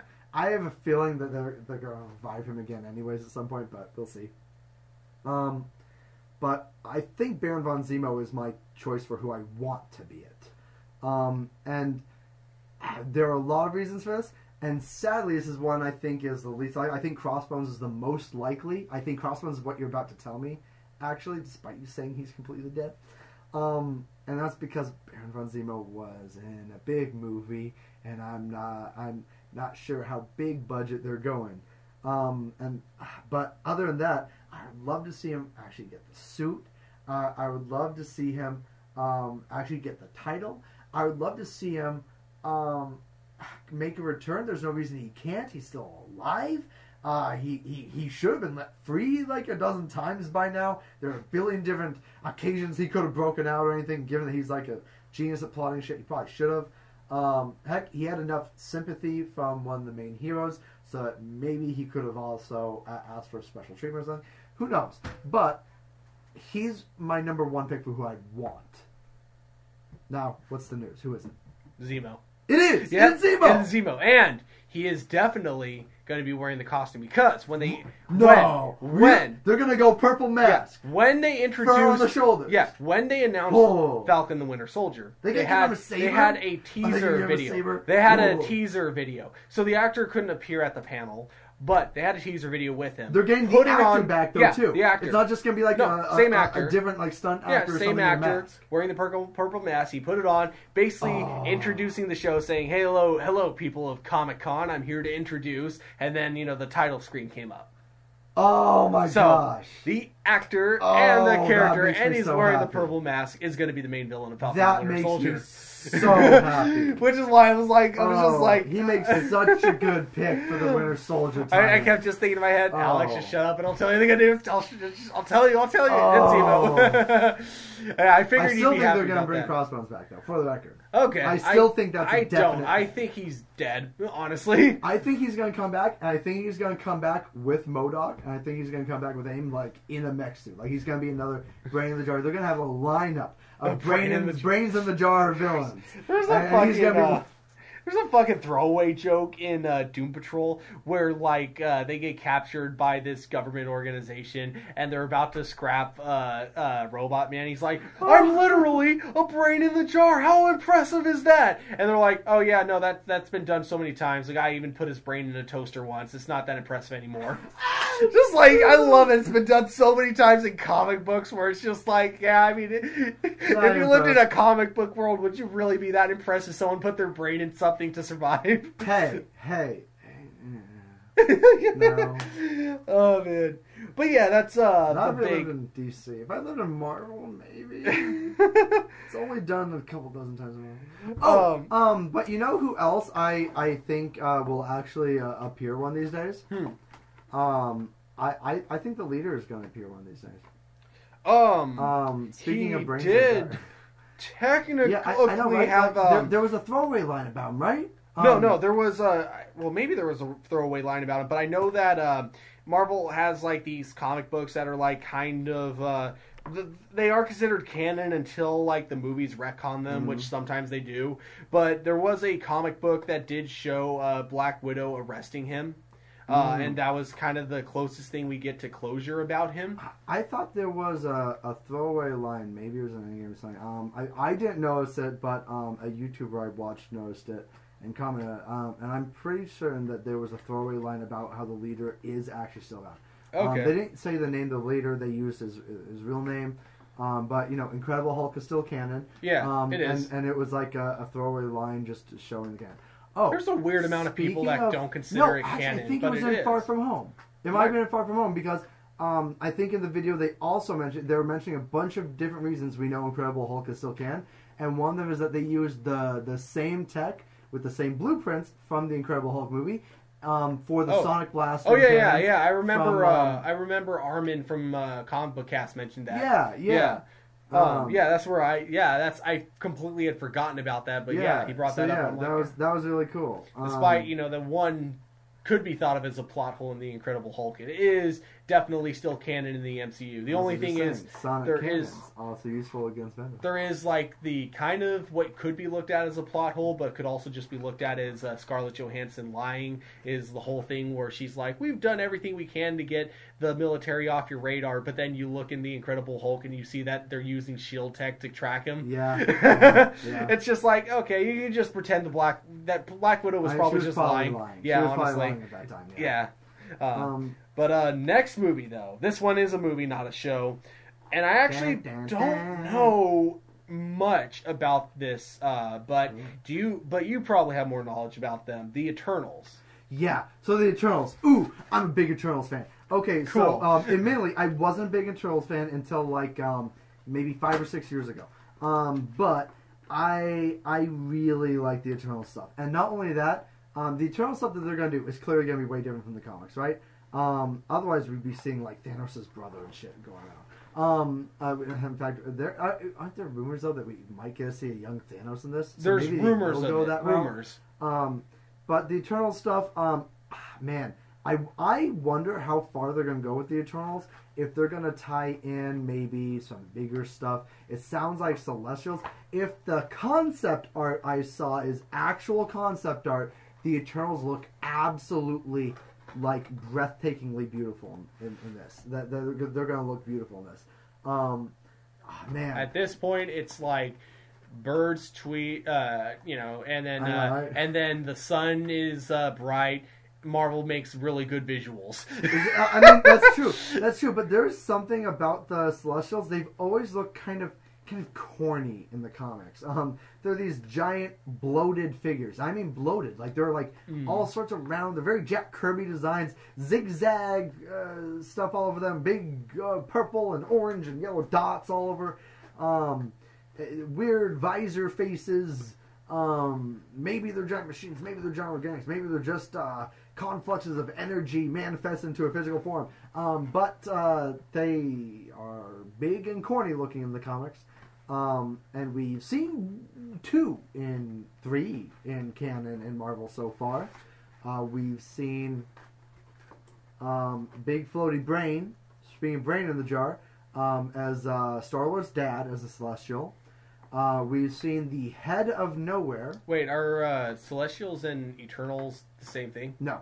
Oh, okay. But Celestials are going to be the big thing in the Eternals movie. Oh, okay, that's sweet. Okay, they're going to be probably the big villain force, kind of. Okay. Big antagonistic force. What if it ties in to where Nowhere came from? Actually, I just thought of this. So it shows them killing him show, like, and then creating. It won't show the death of Nowhere, or at least I hope it doesn't, because the death of Nowhere in the comics was canonized recently. Is that the god of the symbiotes cuts Nowhere's head off in a single stroke using the first symbiote ever born, the black sword that we've seen in the MCU, by the way. We've seen that first symbiote. Where? In Thor Ragnarok. It is the power or the weapon that Thor's sister Hela wields. I heard something the ability like that, to but spawn is that those swords, the infinite swords. Man, I officially probably not. But the way it's shown, the way it's used, and the fact that it's tied to Asgard and Asgard's fall is all very in keeping with the canon of the comics. Okay. And I kind of want them to keep that. Even if they make it someone different, like if they want to get rid of the stupid symbiote god dude of darkness, and just want to say that there was Hela, or maybe like Hela's grandfather or something, I'm cool with that. I didn't like him much anyways. But that's where the death of Nowhere comes from. Okay. So I kind of hope they leave that alone in case we ever get to see that. In case we ever get to see, because Venom has been part of the Guardians of the Galaxy now. We may get to see if we ever get a Venom in this MCU. And Flash Thompson's been getting a lot of feature in them Spider-Man movies. We may get to see Flash Thompson become Venom, because Flash Thompson is the most famous Venom other than Eddie Brock. I gotta say, one big missed opportunity, I'm really sorry to interrupt, is what they should have done is not have Flash Thompson get dusted, and instead have him come back as an older actor, and then use that to do an Agent Venom spin-off show. Yeah, I kind of agree. Yeah, I cool. Actually, so I disagree with a lot of the casting choices they made for that movie. And I know a lot of it's probably that they had to fit into the script, the fact that Endgame happened how it did. Yeah, that's what I think it was. Yeah, I think so too. I think there's a lot in that movie that seems to hint that they didn't know that was going to be something they had to write around when they were first making the final versions of the script. And one of them is that Peter Parker and all of his friends happen to have been snapped out. Yeah. And snapped back in. The weirdest fucking in fact, his teacher probably too. No, his teacher did. No, remember? Right, the teacher made that that's fucked right. up. Oh, that's right. That's one of my favorite jokes, actually. Did I tell you about my wife faked for being a snap? Oh yeah, we had a fake funeral for everything. I mean, the funeral was real, but that was so bad. So sad. But also, I do love how that character comes from the Incredible Hulk movie, and is that character from Incredible Hulk. Oh yeah, I remember someone bringing that up. Yeah. Yeah, there was a video, the 25 reasons we know Incredible Hulk is still canon. And, half of them came from the Spider-Man movies. Yeah. It was great. And the biggest one is, of course, Ross being the Secretary Ross. Yeah. Still but I also loved, I don't know if this was done on purpose, or if this is just to be Red Hulk. If this is just accidental, really good continuity, but in Avengers Infinity War, you'll notice that when War Machine was talking to Ross, even though the Hulk was in the room with him the entire time, you could tell he was kind of hiding behind a door until he turned his hologram off, and then he popped out. I have a suspicion that it's good continuity only because they don't want to address it. Not because they know what to do if they addressed it. I suspect the reason they did that isn't because Bruce Banner... I think it's a convenience that Bruce Banner would also be avoiding General Ross, but I think the real reason is that they don't want to hard canonize Incredible Hulk. They don't want to make reference to it, at least, not direct reference. So I think that's mostly an avoidance thing. They're avoiding referencing it, but they also had to have Mark Ruffalo in that scene. So I think it comes from a different place, and it's mostly a happy coincidence that it also fits the canon of what we would expect to see from him anyways as a non-confrontational person. Yeah.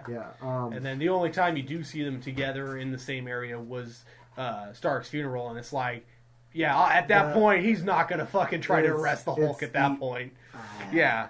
Here's the thing. In the comics, he still would. Oh, yeah, but it's not the comics. It's also Ross not the comic. I think it kind of is.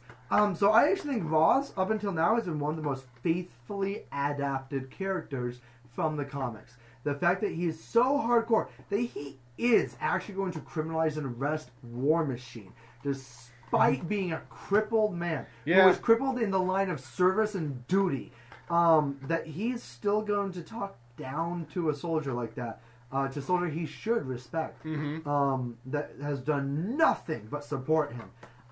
I actually think that ruthless nature of Ross, the sociopathic, obsessive behavior of General Ross does come forward in this, and I think he very deliberately hides it behind the same qualities he has in the comic, where he's extraordinarily polite and official until he's not.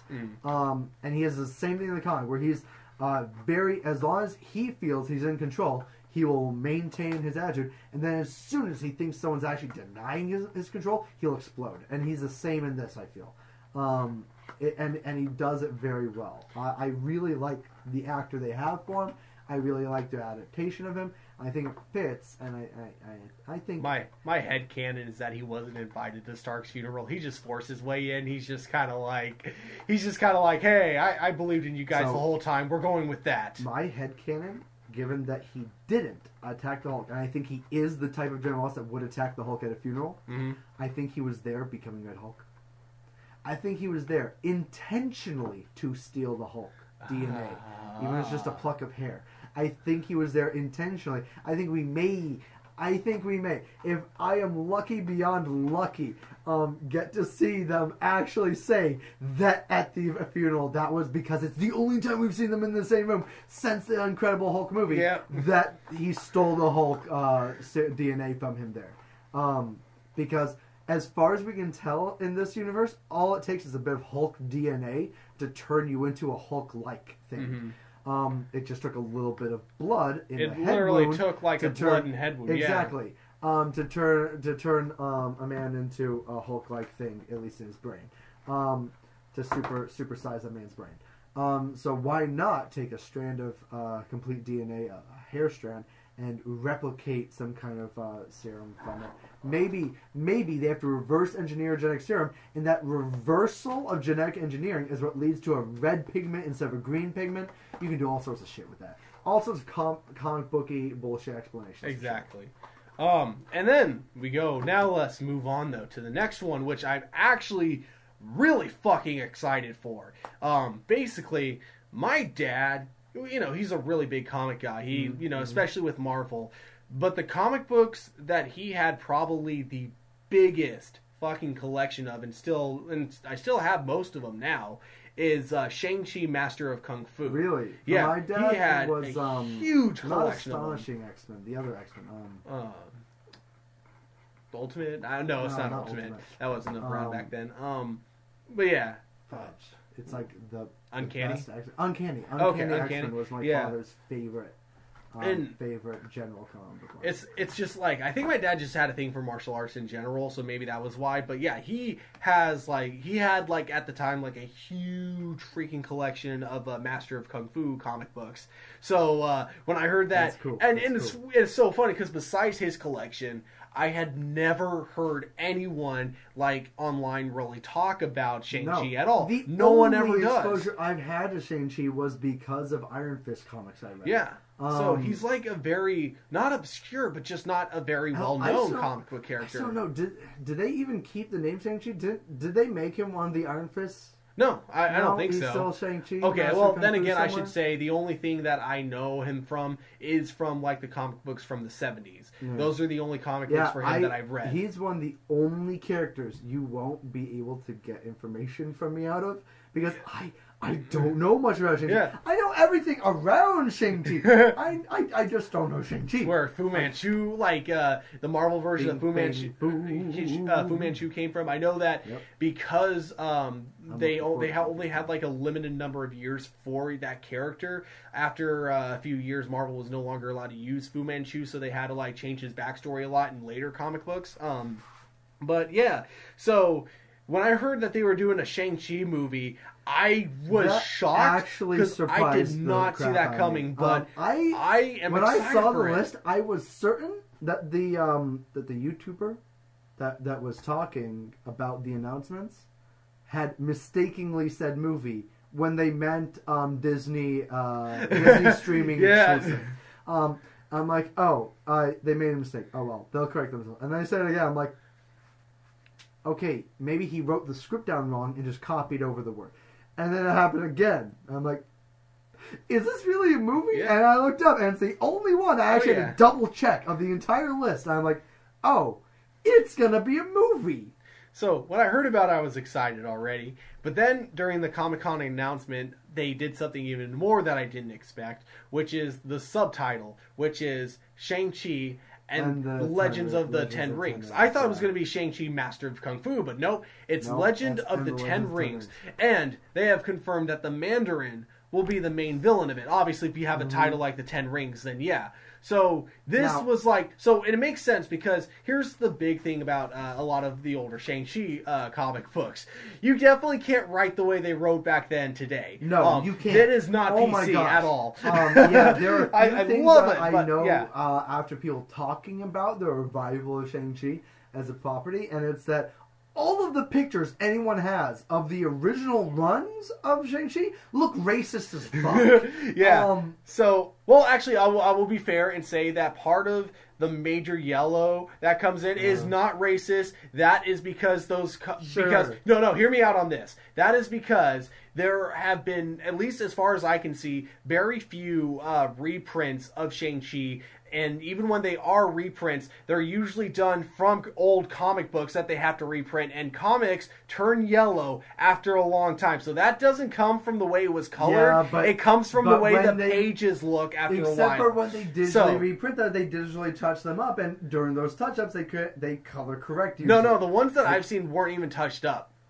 They weren't. So it was. You think they weren't touched up because no one cared about them? Because no one cared about Shang-Chi? I don't think so. Yeah, I think that's why. So it's. Oh, man. I'm not so saying. They went, like, no, they definitely had. They definitely had. Yeah, they definitely had characters. Don't get me wrong. They definitely had characters that were like that. Super racist. They definitely did. The Shang-Chi himself definitely wasn't. Black Panther was on the nose. Yeah. This stuff is like below. This is in your nostril. Yeah. You know, it's the same thing with, like, really old Daredevil comic books as well. Oh, my gosh. Like, really bad. Oh, some of those do not hold up well. I love Daredevil. Daredevil was, like, my second favorite superhero behind Spider-Man while I was growing up because I love the idea of being a lawyer. I love lawyers.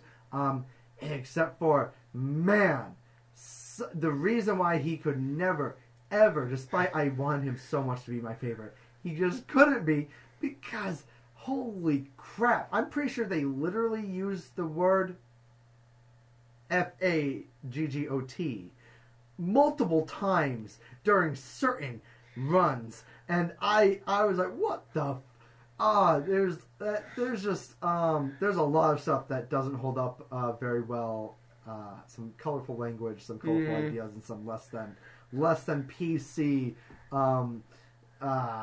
attitudes in some of the old Daredevil comics. Oh yeah. So, you know, it's like, but it can easily be adapted, you know, with Shang-Chi to be a lot more PC, and especially when they have a Chinese director like doing the movie, which is really cool. And then they also have casted who's going to be Shang-Chi, and I honestly forgot the actor's name. I didn't watch the actual honestly, event. I've just heard YouTubers talk about what was. I don't remember the actor's name, and I also don't think I recognized him. It wasn't one of my top 3 choices for who I wanted it to be. Asian action actor. I know who my top number 1 choice is right now. My top 3 were Donnie Yen, the guy that played Sonny from from Into the Badlands, whose name I always forget. Oh, And, I really like him. Yeah, so him, He'd be Donnie on my Yen, short list, too. and Yoshi Sudarso were my three that I was choosing. Because I don't know names, are any of those the main actor from The Raid? From The Raid? No. Oh, well, that's my number one choice. Okay. That No, guy's my favorite martial artist in, like, anything who's still alive. Donnie Yen was in Rogue One and in Ip Man. Oh. Yeah. I like him. Yeah. He's good. So those are my three that he's a bit old to be my number That one is true. choice. That is true. That's the only thing, is that he is on the older side. Part of the reason I really like the idea of the main actor from The Raid being is that he looks even younger than he is, and he's still not old. And he moves like a fucking, like, lithe 17-year-old, like, gymnast. He's, oh my gosh, his movement. Mm-hmm. Ooh. Have you seen The Raid? I have. Not in a while, but yeah, I did see it. That movie is freaking awesome. Yeah. Both of them are awesome. First one's better, though. First one's definitely better. Super agree with you. But yeah, so Shang-Chi I'm super looking forward to. And, man, I really... So who did they get? Huh? Who did they get I don't from? remember the actor's name, and he's not one that I recognized. Do we know anything he's from? I don't. I should have looked this up before talking about it, but I didn't, because I'm dumb like that. We're hella scuffed. We're gonna go off the top. We know nothing, but we don't know what we don't know. But yeah, so that's gonna be something really cool. So then the next movie, or not movie, this one's gonna be a TV show. The next one that we have... is this WandaVision? Yeah, WandaVision. Yes! I'm super looking forward to this, and honestly, I know they're not gonna do it, but you know what I want from it? What is it that you want? I really, really, really want, and I know I'm not gonna get this, but holy crap, I would literally cry. I would be so happy if I just got a really sweet sci-fi romance, a really sweet tale about Wanda bringing Vision back somehow. Maybe like a half sci-fi show about looking for I want essentially a Star Trek show about WandaVision. I want it to be about Wanda searching for connecting to his soul, right? Mm-hmm. Because Soul Stone stuff and Mind Gem stuff, whatever. Because he's been dissipated into the universe, God knows what. She's connected to the Chaos Force. Maybe she can reach out and stuff. That part of this is like a spiritual journey for her, while it's a hard sci-fi trying to recreate what they had scanned of his brain, trying to recreate him with his physical body. But there being something missing, so it can be like this partly ethereal exploration of the soul in quotation marks, or what it means to really be alive or conscious, because they can like be like discovering the hard science of his body and his brain, while at the same time exploring a more kind of metaphysical exploration with the Chaos Force, the Mind Gem, maybe the Soul Gem even eventually, and you have this like two parts to the show, kind of like how one of my favorite live action shows of all time, Caprica? Caprica, yes. How would you know? Because you mentioned it's like you're one of your favorite shows of all time many times. But like half of the show is one thing, and the other half is the other thing, but it's all with the same characters, right? Mm-hmm. Half of it is the birth of AI, of the Cylons from Battlestar Galactica. It's them creating the AI that will become the Cylons, the body too. And the other half is this almost metaphysical exploration of psyche. One of them is the scientific creation of an AI, and the other one is that AI's mind developing through this large like VR scape that everyone's part of. This huge like VR, like shared VR experience that everyone experiences, and it's developing an identity through that. Partially because it's based off of like the brainwaves of a human and stuff, but the point is that like it's the ghost of a person developing its own identity while it's being created, and both of those affect the other. And I'd love to see that spiritually recreated in this. But the person going on the metaphysical journey could be Wanda, and it could be connecting her to her power, which in the comics is the Chaos Force, but in this seems to be a connection to the Chaos Force derived from the Mind Stone somehow. Maybe because all universal forces are connected somehow, who knows? but and on the other side, it could be like a hard science show about like how complex brains are and how his is an artificial construct, mimicking an organic construct, could be explored as like a science thing, and that could just be really cool. I know they're not going to do it, but that's the like my like fever dream. That's my what I would love to see. You might be more spot on than you realize. I'll explain to you what the rumored plot. This really not confirmed at all if this is going to be the actual plot to the movie or to the show at all. Just to be them reviving him and going on adventures thing. It's basically what happens is that Vision gets revived, right? And but they don't have the Soul Stone, so right. Or there's Mind Stone. I'm sorry, Mind yeah. Stone, yeah. So there's something missing from him. So he's not the same Vision, but he is similar. But she wants to live out his life with him, and she wants to be away from the Avengers. She doesn't want to be part of the superhero group. So, from what I understand, whether it was on purpose or an accident, I still am not sure. Or she might use the technology that they probably still have at Avengers Towers. But she and Vision go back in time. Sold by now. Yeah. Oh, not Avengers Towers. You know what I mean? The one in upstate New York. Oh, yeah, the mansion. Yeah. So she and Vision go back in time to the 50s, and they try to live out their lives in the 50s, but basically people like realize that Vision isn't like a real person, and so a lot of people in the 50s are giving her shit for being in a relationship with Vision. That's the rumored plot, so I don't know how much of it is actually accurate, but I also know that this part is confirmed, but that however it ends, it does tie into Doctor Strange, Multiverse of Madness. Interesting, but in a different way. That sounds like it'll be like... So it'll still probably explore, like, you know, the themes that you were bringing up. But it'll do it, like... in a different way. Yeah, in a much different way. Like, in a... So, yeah, I don't know, like I said, if this is a... Like, I always try... I'm going to try to always make sure what I know is confirmed. Like, I'll try and tell you, like, what is definitely confirmed and what I've just heard. This is one of those things where I've just heard, but it also sounds so plausible. Like, I'll be surprised if that's not actually what the plot is. Yeah. Although, you know what I really, really hate now? Huh. I really, really, really, really, really, really, really, really, really, really hate the script for Endgame. Fair enough. Recently, because you know that they're another not reminder of Endgame's most unbelievable aspect, which is the criminality of Steve Rogers and his escape from responsibility. We might get to that when we get to What If. Actually, we'll talk more about that when we. Because there was a recent tweet from maybe Kevin Feige, maybe one of the directors, that brought this up again, that acted like it was a definitive answer. Like, oh no, this is definitely how. This is how he made back to his time. This is how he made back.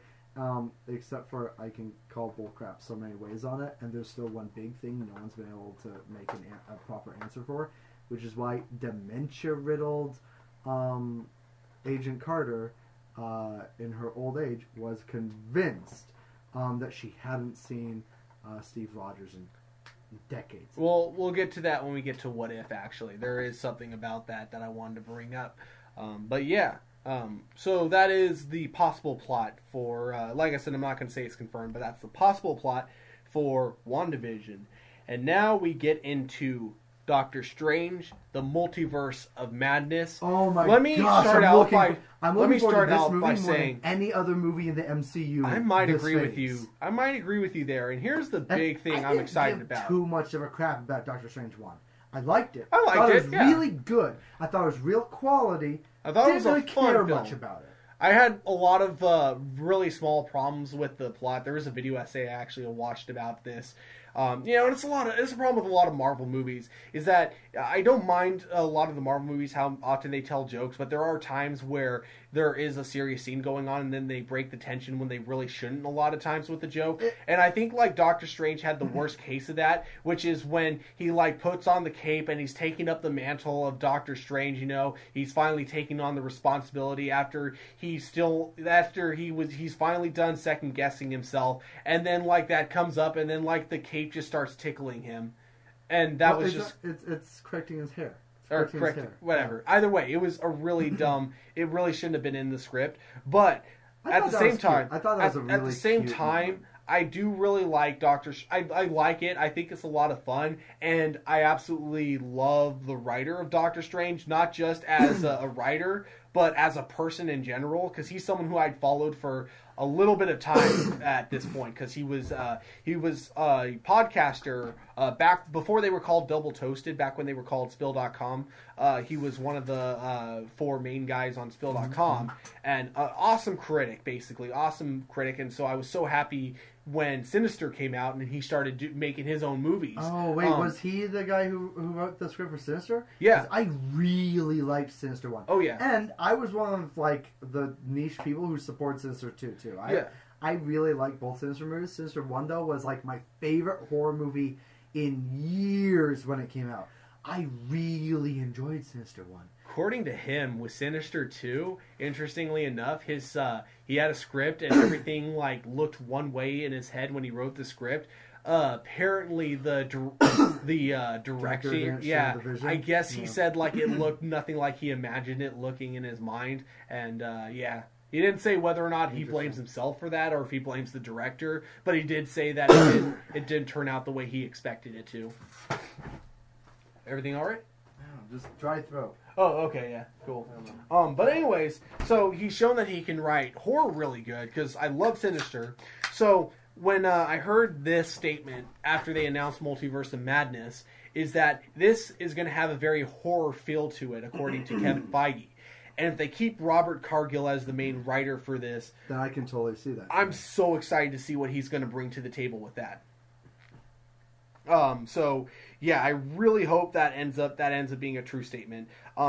We also know that that WandaVision is going to tie into it, and that Scarlet Witch is going to be another main character in this. This I had heard that that WandaVision was going to tie into this, and this is partly why I, as soon as I heard that, that's what sparked my immediate interest in seeing a Caprica like story, because I thought it would make a really good opportunity finding the missing part of Vision's consciousness, and having to do so through the Chaos Force would have made a really good connection to like make her Dark Phoenix for the next movie. That it could end with her finding him, but the cost of losing herself or something to the Chaos Force.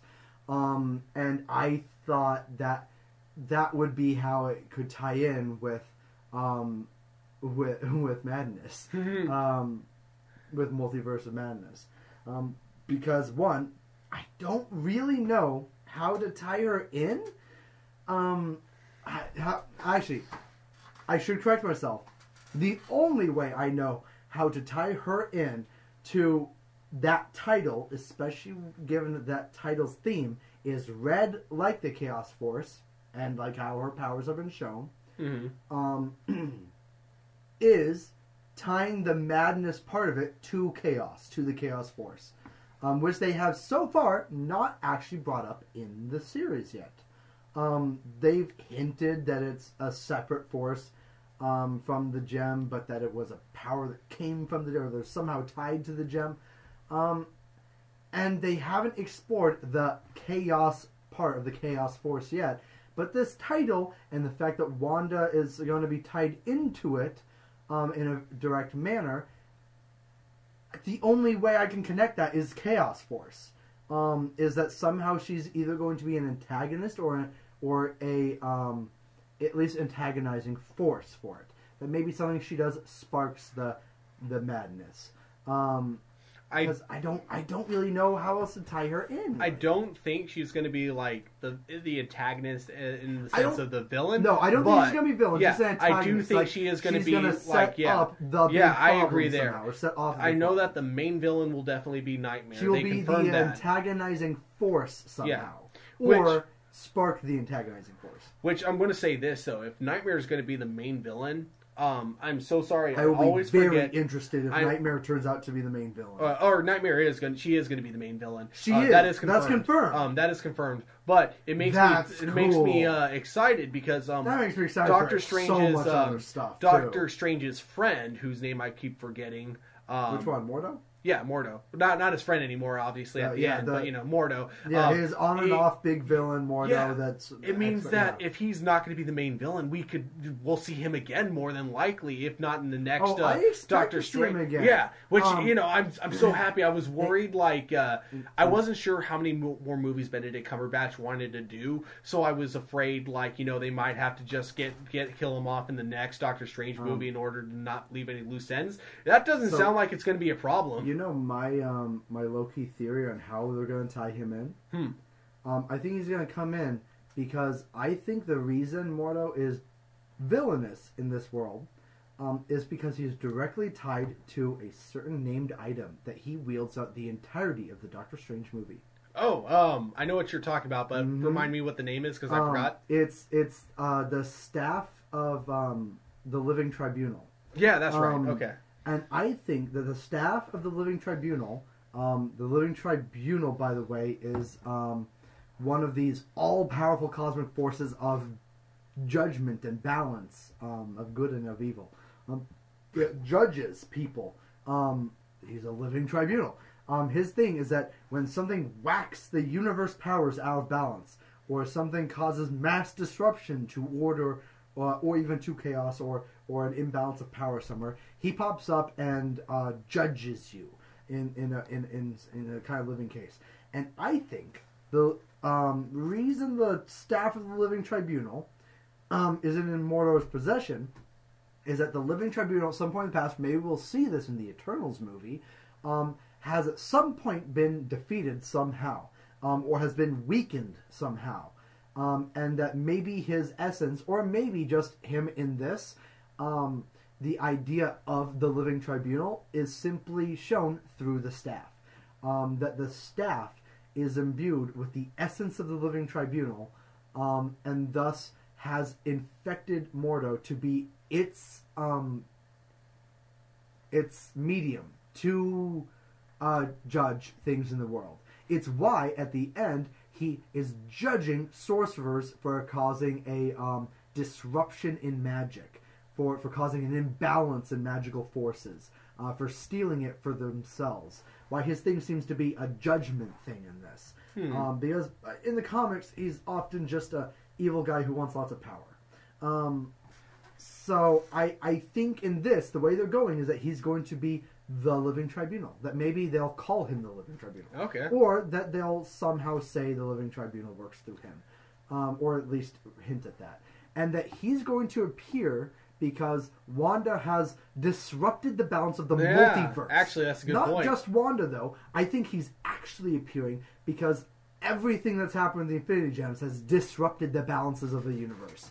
That after multiple disruptions, that he has come to judge those disrupting it. And the biggest case of it is the current wielder of the Chaos Force, who destroyed a gem, one of the Infinity Stones, because remember, she destroyed the Mind Stone. And then who was directly involved with the destruction of all the stones, as well as the usage of the Infinity Gauntlet twice. She was part of that war.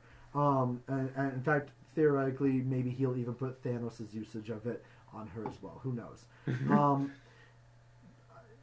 And I think that he will show up and he will judge them both because they're the two disruptors. Because he's also caused a lot of disruption with timelines. Oh, yeah. And I think this is also going to tie in that the end credits for this is going to hint to the next Avengers villain. And you know who I think the next Avengers villain is? Who? Khan. The Conqueror, right? The Conqueror. Yeah, okay. The Conqueror of Time, who comes back because Doctor Strange, at the end of this, uses time once more to defeat the Living Tribunal or to unite the multiverse. That somehow the things he's done has probably caused this, and his way of fixing it is going to allow Khan to come back into the past and conquer for the future. And that will open a new bucket of things for them to do in the future, because time travel will be a thing again. Cool. I actually think that would be really awesome, not gonna lie. Me that too. would be a great end credit scene. And I don't know where else you go for Avengers villains except for Galactus. Dark Avengers. Dark Avengers, yeah. X-Men, because Avengers was X-Men. The Skrull Invasion. And then Khan the Conqueror. Kind of the big ones, right? Like, they fight AIM a lot. They fight MODOK a lot.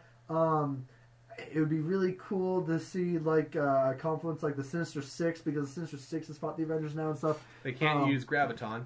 Yeah, that's true. They can't use Graviton. Because they already covered Graviton. To that. I mean, he's still alive, isn't he? No, they finally, because his powers got transferred to someone else, and then I think they killed him at the end of season 5. The person who the powers got transferred to. Right. Well. Yeah. There goes that. But yeah, but there are like a finite number of choices that make sense for the Avengers as antagonistic forces or villains, and he is the only one I can think of, other than maybe a Nihilus, who's like a straight up one single big name villain. I think even if he's not the next Avengers villain, he's gonna be the next Thanos. He's gonna be the next big Ender. He's gonna be the next big guy. One quick off-topic question, actually, really fast. Do you think if like the Avengers movies kept going for 100 years, let's say, like to the point where they actually ran out of villains to use from the comics, do you think they'd invent new comic book villains in the comics first, or just start making original villains in the movies? I think they would continue to, like they do right now, test things out in the comics as a kind of market test thing. Okay. And then if people I like feel like it, that's use it in the movies. exactly what they've been doing with a lot of the all different Marvel stuff, where they introduced Ironheart and stuff. I feel like a lot of those were actually made probably as a test market to see how general audiences or people in general react to certain characters and ideas, such as, hey, we're thinking about killing off Tony Stark and replacing him with another Iron Man, and we're going to call it Ironheart. Let's see how this does in the comics. And then they killed him off in the comics before Endgame ever came, and replaced him with Ironheart, and people hated it. And now they've killed him in the movies and didn't replace him with Ironheart, even though they set up his daughter and everything. They set up things for an Ironheart, but haven't replaced him with an Ironheart, because it didn't succeed in the comics. It was a failure. Meanwhile, they are now successfully making Miles Morales-based things. I'd even say that the current Spider-Man is more based on Miles Morales than Peter Parker much of the time. Yeah. I think there are a lot of things that they use in the comics to test, and then I think that influences decisions at the top, Kevin Feige's decisions mainly, on what to do, based on what he wants to support and what he thinks may be a little bit too toxic or not get enough fiscal support to realistically pull off. An example is, I think Feige might really like the idea of Ironheart, especially now that Ironheart's actually had a few good runs now. I just think that maybe it didn't do so well, and there was such a toxic backlash about Ironheart, some of which was actually justified, because the first run of hers was very poor. Yeah, which is a shame, because I normally really like Michael Bendis, but oh well. I think Bendis was responsible for that. I'm not quite sure though. Yeah, that's it tonight. Yeah. Okay. Now we move on to the next TV series. Actually, the next 3 of them are all going to be TV shows. So I'm actually more... Okay, is it weird that I am actually more excited for the TV shows than the movies? And not just like... Fair enough. Not just like I'm more excited for these specific ones over the movies. In general, I am more interested in seeing serializations of comic book stories than I am in seeing big movies of them. I'm just excited to see what these are going to look like, because... You know, we got movie budgets with like Game of Thrones, but now, world, now we're getting it with The Mandalorian and with $15 Marvel million shows, an episode, Mandalorian episodes. Yeah. What is Marvel going to be putting into this? Like, I'm excited. And that's Marvel. That's here's Marvel. The thing. That's here's the thing Marvel with the Mandalorian. That money over here's the thing with the Mandalorian compared to the Marvel shows. The Mandalorian's going to look really fucking impressive the way it is. Here's the thing with Marvel, why I think Marvel might look a little bit better than the Mandalorian. Oh, the Mandalorian. I think I'm going to agree with you on this. Okay, yeah. Mandalorian is going to have, I think they said like 15 episodes, if I'm not mistaken. So I do believe they said it was going to be 15 episodes. That sounds right to me. Now imagine this: same exact amount of money that they're getting for the full season for the Marvel shows, except for they're going to be 6 to 8 episodes. So, all right. So we have slightly different opinions on why it's going to be better. Okay, why is that? I partially think it's that. And they're going to have access to the movie studios, of course. Of course. Yeah. So I think there's actually one really big reason why. Huh. I think that as high as that 15 mil we've heard from Mandalorian is, I don't think that's going to be the highest we've seen. I actually think they're going to spend more money on a Marvel show eventually. Okay. Not one of these. I think these are their test run. These are going to be cheaper. They're going to be maybe 8 or 9 million per episode is my bet. That seems like a pretty... honestly, conservative estimation. I think that many of them may break 10 mil an episode. It's possible, yeah, definitely. I don't think they're going to be 12 to 15. I don't think they're going to break the 12. Not quite yet, but you know. Right. I think maybe at the end of this, or maybe the ones with like a big movie tie, like maybe WandaVision, will like break 12 million an episode or something. Or one of their episodes will break 12 million or something. Something that's effects heavy and ties into a movie. This next show, I don't know how they're going to do without doing a $10 million budget an episode. Which one is it? Okay, so it's Loki. Now here's why I think it's going to have a really big fucking budget for it. Do you know what the plot is? I think this is going to be the one with the lowest budget. Do you know what the plot is for this? No. But okay. As soon as you tell me what the plot is, my answer might change. Right now, I think it's going to be the lowest budget because Loki, all of his special effects, all of what he does can be made cheap. Really cheap. All of his effects. Everything we've ever seen Loki do, everything we've ever seen Loki do, we've seen a crappy TV show like Buffy do. Oh yeah. Loki himself his color changes, his disappearing, his duplicate stuff, all that's done with really cheap VFX or even real effects. Like special and VFX. Now, admittedly, I don't know where it's going to be staged, but if I were going to do it, I would make the Loki one a tragic comedy, and I would make it almost entirely physical. Like physical sets, physical props, and I would set it really simply in Asgard. All right, well, the plot for this Loki show. Do you remember Avengers Endgame? The scene where Loki steals disappears, yes. That is going to be the plot. So it is going to be basically with a glowing cube. It's going to show everything, the aftermath after he disappears with the Tesseract, essentially. Now here's the thing. I don't know how you would do a show like this because it's more than likely going to end with based on the rules that they gave us. Yeah, well, obviously that too, but so more than likely because it's not going to tie into anything. But here's the thing, though: we know that Captain America, spent most of his mission making sure that all the timelines were restored, all the branches were clipped, which means I don't know how they're going to be able to clip this branch if it doesn't end with him with the Avengers having at least a cameo at the very end of it. So here's the thing: they're not going to clip this branch. I actually think that the Loki series, I think my stance stays the same. I think it's going to be the cheapest one, and this is why I said I wanted it in Asgard.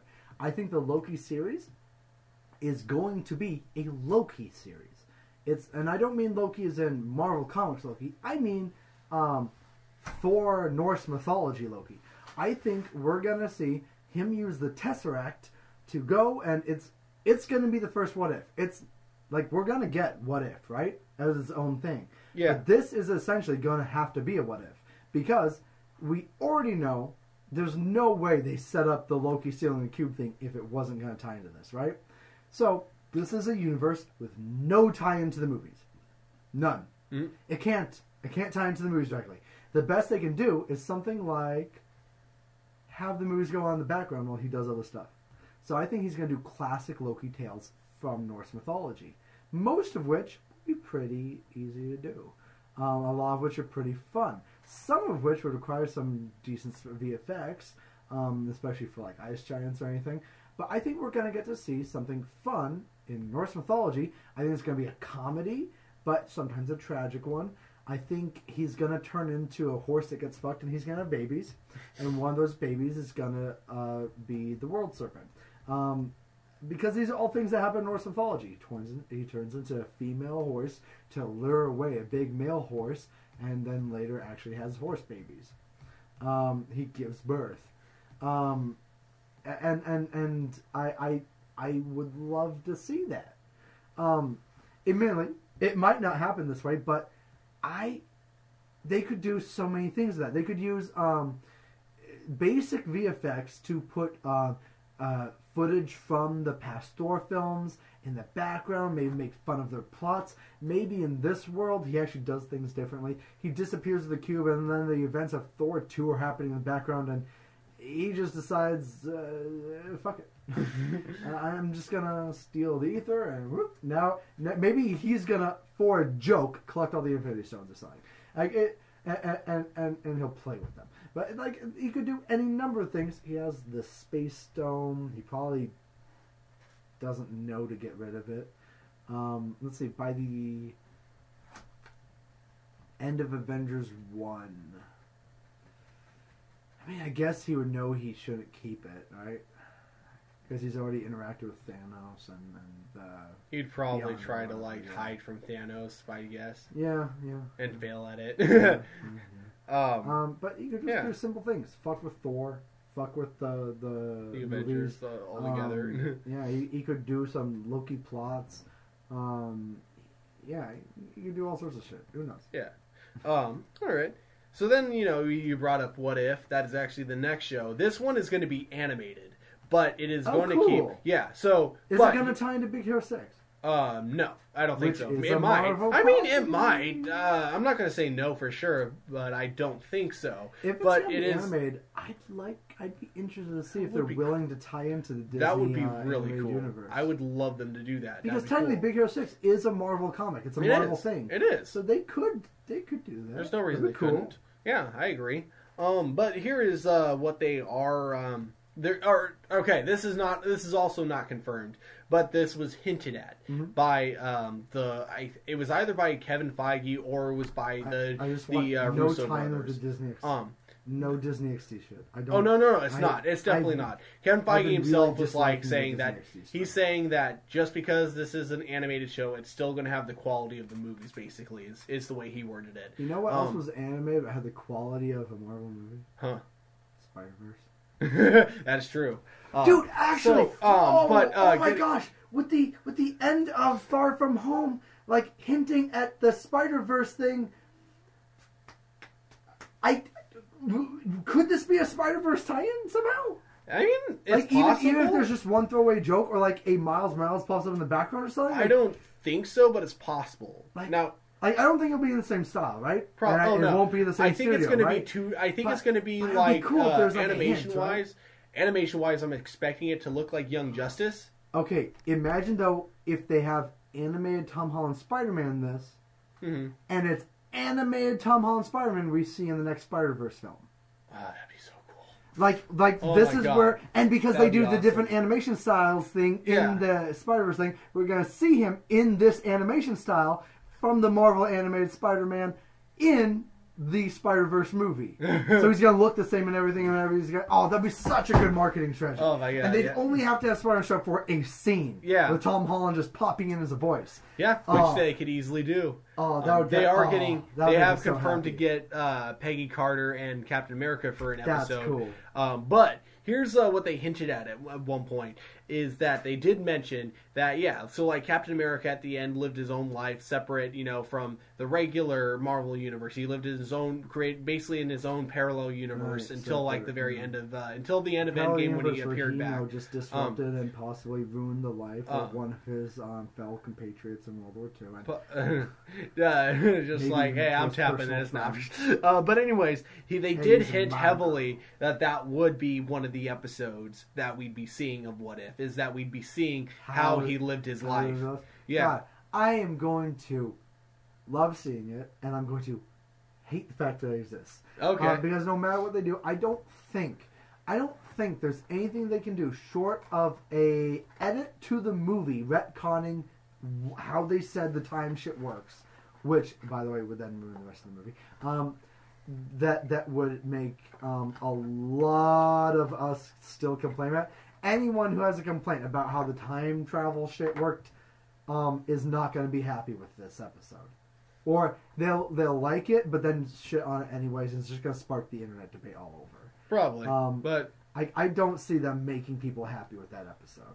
I don't know. I think it'd be kind of cool to see. My question, and I was kind of talking about this with Derek earlier, is like, now that you have him like living his life in the past and he knows that he's frozen, do you think he'd be like, "Hey, we should unfreeze me now," or do you think he's just gonna, or do you think he's just gonna wait and let it play out normally? He's gonna let it play out. Okay, let it play out. If he got involved with things, they'd have to canonize that he's like one of the leaders of S.H.I.E.L.D. or something. I mean, he might become the lead. He might actually prevent Hydra.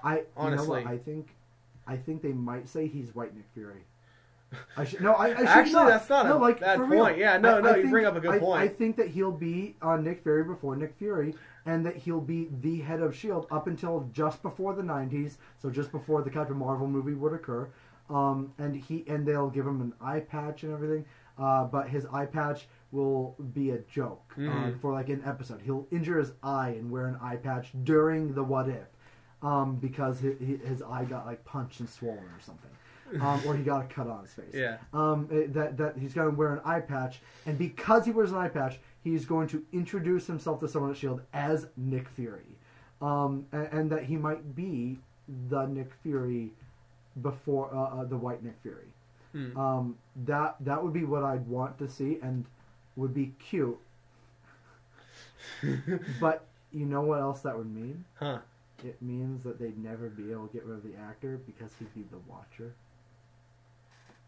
The White Nick Fury in the comics later, when the Watcher dies, becomes like the next Watcher, and is the reason Unworthy Thor happens and stuff. Oh, it's a huge thing. That's interesting. I did not know that. The White Nick Fury still exists in the comics to this day, even though Black Nick Fury got merged into 616 universe. I didn't know that. White Nick Fury became a cosmic entity though, and replaced the Watcher, and is kind of this watching and judging guy in a big green robe.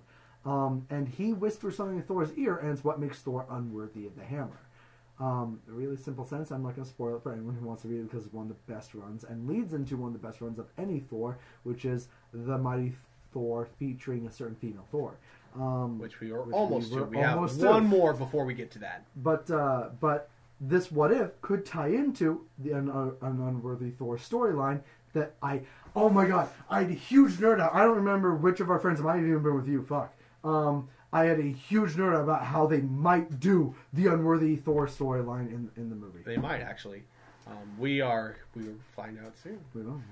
Yeah, so this next one is going to be, the next series is Hawkeye, which I had heard rumors of, but I didn't think was actually going to be happening. But now we know for sure there is going to be a Hawkeye TV series. Hawkeye is happening. Do we know which Hawkeye is happening? We know that it's Jeremy Renner's, right? Jeremy Renner's? It is? That's his name, yeah. So, but it's the rumor is his daughter. The rumor is that he's going to be training his daughter to be the next Hawkeye. Yeah, but here's what I kind of would have loved as a plot, only because it would have been the best way, I think, where you could have tied in the Marvel Netflix shows.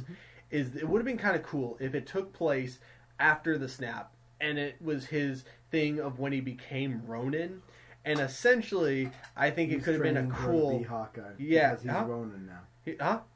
He's training her to be Hawkeye because he's. Oh Ronin. No, because it takes place during the snap, so it would be before Endgame. So I think could have been a cool show, but if they end up going the route that the rumors say they're going, it's definitely not going to happen. I think it would have been kind of a cool route to have. It being just him being like the violent Ronin that we see in the beginning of Endgame. It would be Todd Ronin, not Hawkeye, right? Exactly. So that's why I don't think it's going to be that. But yeah, they could have used that as an excuse to like introduce some of the Netflix shows like The Punisher and Daredevil and have him cross over with those guys. I actually think I know what it's going to be based on. So there was a fairly recent adaptation of Hawkeye in which Hawkeye basically sets his daughter up to be Hawkeye, and it's been a fan favorite run. I've even had people come into my bookstore and order this line. Oh, okay.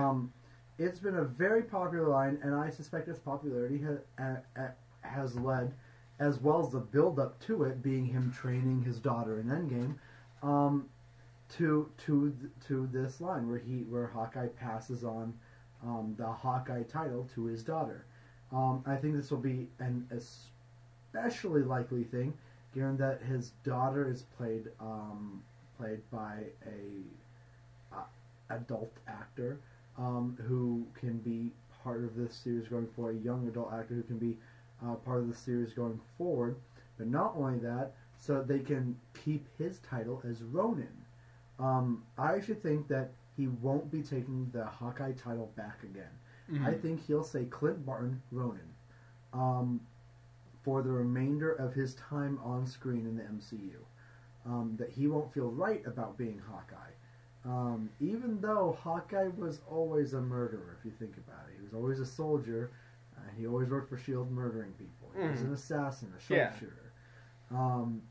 He was even referred to as an assassin in Avengers. Exactly. So I don't quite get why this universe's version of him chooses a different name and a different style. It's one thing when you're killing as a soldier as part of a mission, but it's a whole nother thing when you're just doing it out of anger. But when he was claiming he was doing as a soldier on a mission. He was claiming that no one else was doing it, so but it was clear that it was out of anger.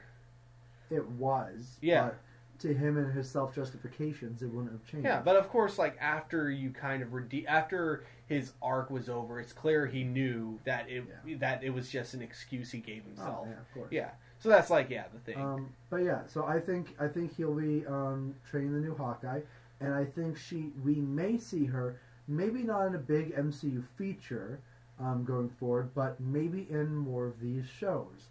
I think maybe she'll show up for the revival of Daredevil in the future, because Hawkeye and Bullseye have quite a few crossovers in the comics. So I think we may get to see her appear in a future revival of Daredevil, possibly, or even get her own thing with Bullseye separately as part of another one of these shows in the future. Mm-hmm. But I think she'll be set up as a returning character. Hawkeye, as the new Hawkeye. Yeah, I agree. Like I said, that's what I think is going to happen. Mm-hmm.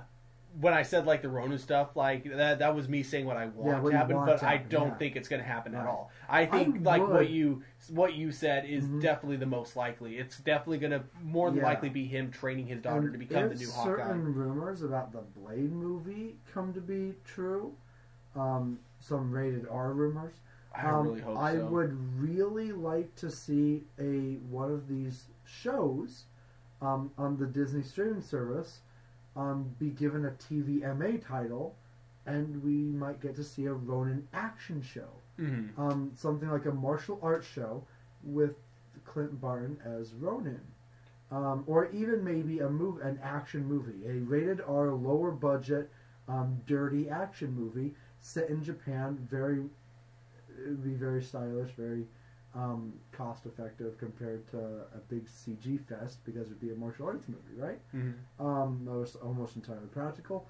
That maybe this if the rated R rumors about Blade are true, that it could symbolize a willingness for them to start expanding the types of movies they do.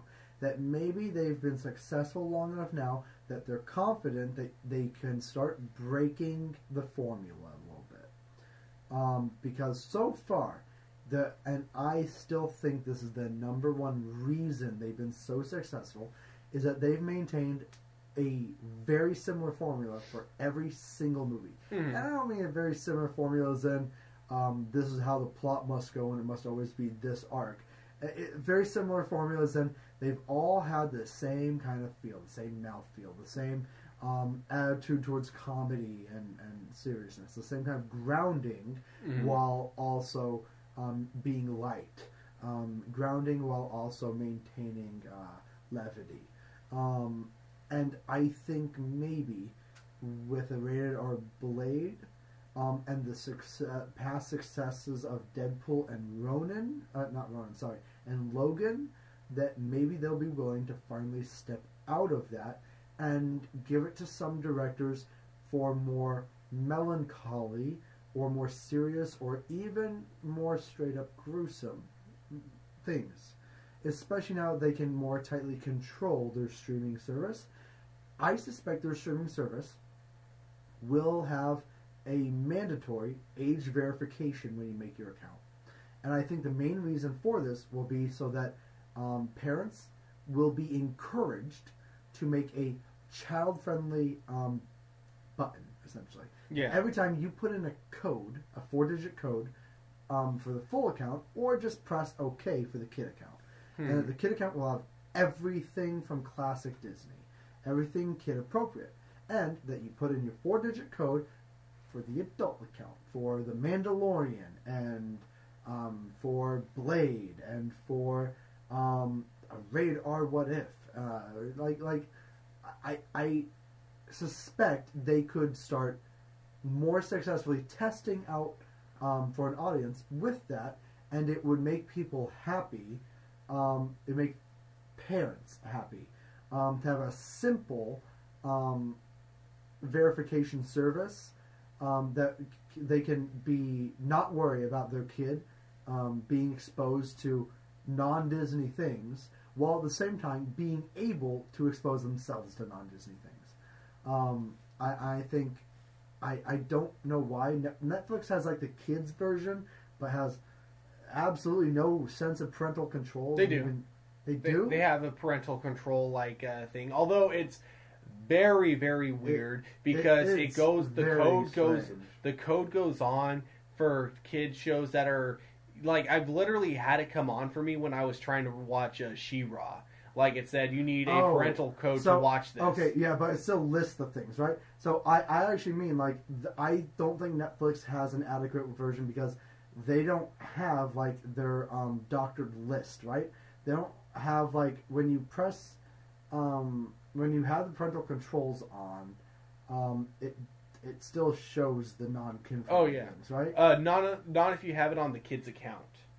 Well, that's the thing, though, is that a kid is never going to intentionally press on their own account, right? Oh, okay, fair A kid enough. logging in is just going to press the parent's account, and that will still expose them to the titles and such. Yeah. So Netflix is kind of crappy with their parental controls, but Disney could make it really simple and really easy. That as a one-step verification at the beginning when you log in. Every time you log in, you press 1, 2, 3, 4, or you go left 1 and press enter.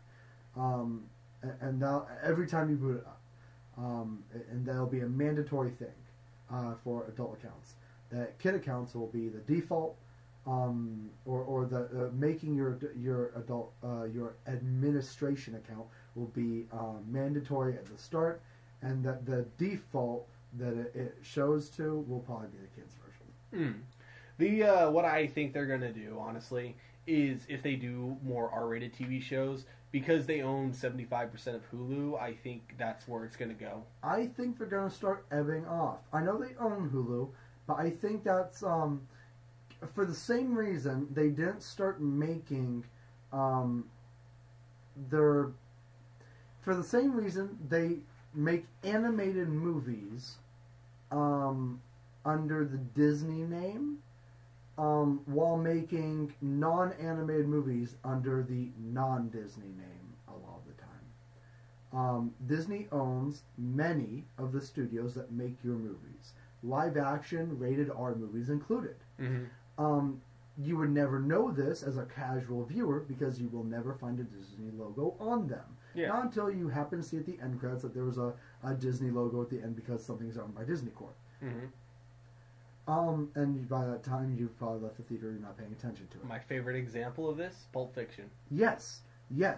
Pulp Fiction is an excellent example of this. You would never think Pulp Fiction's a Disney movie.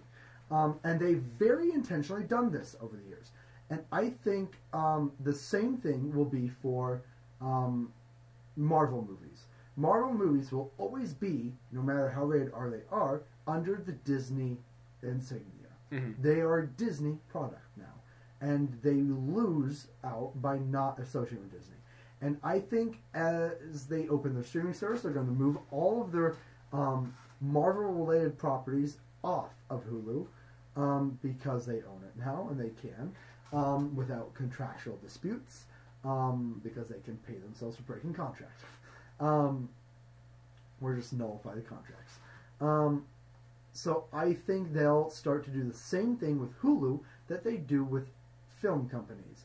That they'll start disassociating the Disney brand from Hulu entirely. They'll have all Disney branded items on the Disney streaming service, and they'll use Hulu for things they don't want to be associated with but want to make money off of or produce, or for cultivating talent for their other properties.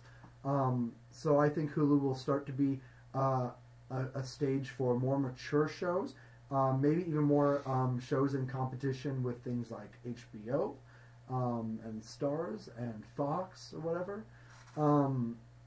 And you'll see a disassociation with Disney. Disney will have all this stuff off of it and onto their own stream platform that you'll still be paying a separate thing for.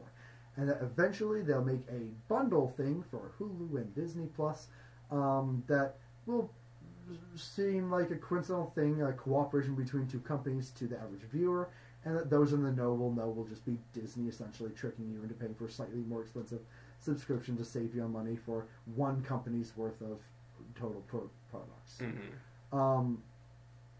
But I think that based on their past, essentially, that's my prediction for what they're going to do with Hulu. Okay, makes sense. And why they're opening Disney Plus as a separate platform from Hulu and keeping Hulu alive. Mm-hmm. Yeah, I think there's going to be probably like a 2-for-1, or not for one, but for half off package deal. I also suspect this, but I suspect it'll probably after the first 1 to 2 years. Oh yeah, it's not going to be immediately, definitely not. I suspect we'll probably see this announced a year, or a year and 3 months. Mm-hmm. Is my actual prediction. And oddly enough, I find this a very specific prediction on purpose. I think a year will be too short for them. That they'll want to guarantee themselves a year of having 2 subscriptions from people before people catch on, mm-hmm. and that that by the time that year runs out, there'll have been enough little articles online from Kotaku and enough YouTube things from Watch Mojo about how Disney owns them. Owns 2 streaming services by that point, that they'll want to make up for the loss of face by that point, or seem to, with a peace offering, and that but one that's minimal. So a discount by double bundling their services, but that they're going to spend some time intentionally marketing it separately. So at first they'll market the fact that Hulu will be merging with another streaming service or getting exclusives from another service. That there'll be a 3 to 6 month run up where maybe Hulu has access to some Disney XD show or some Disney exclusive content. Maybe the stuff that they took off of Hulu. Mm-hmm.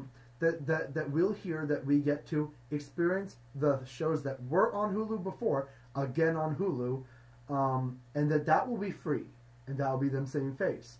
And then, after about 3 to 6 months of that, they'll have the announcement. So 3 to 6 months after the 1 year mark, they'll have the announcement that you can now get both streaming services for a discount price.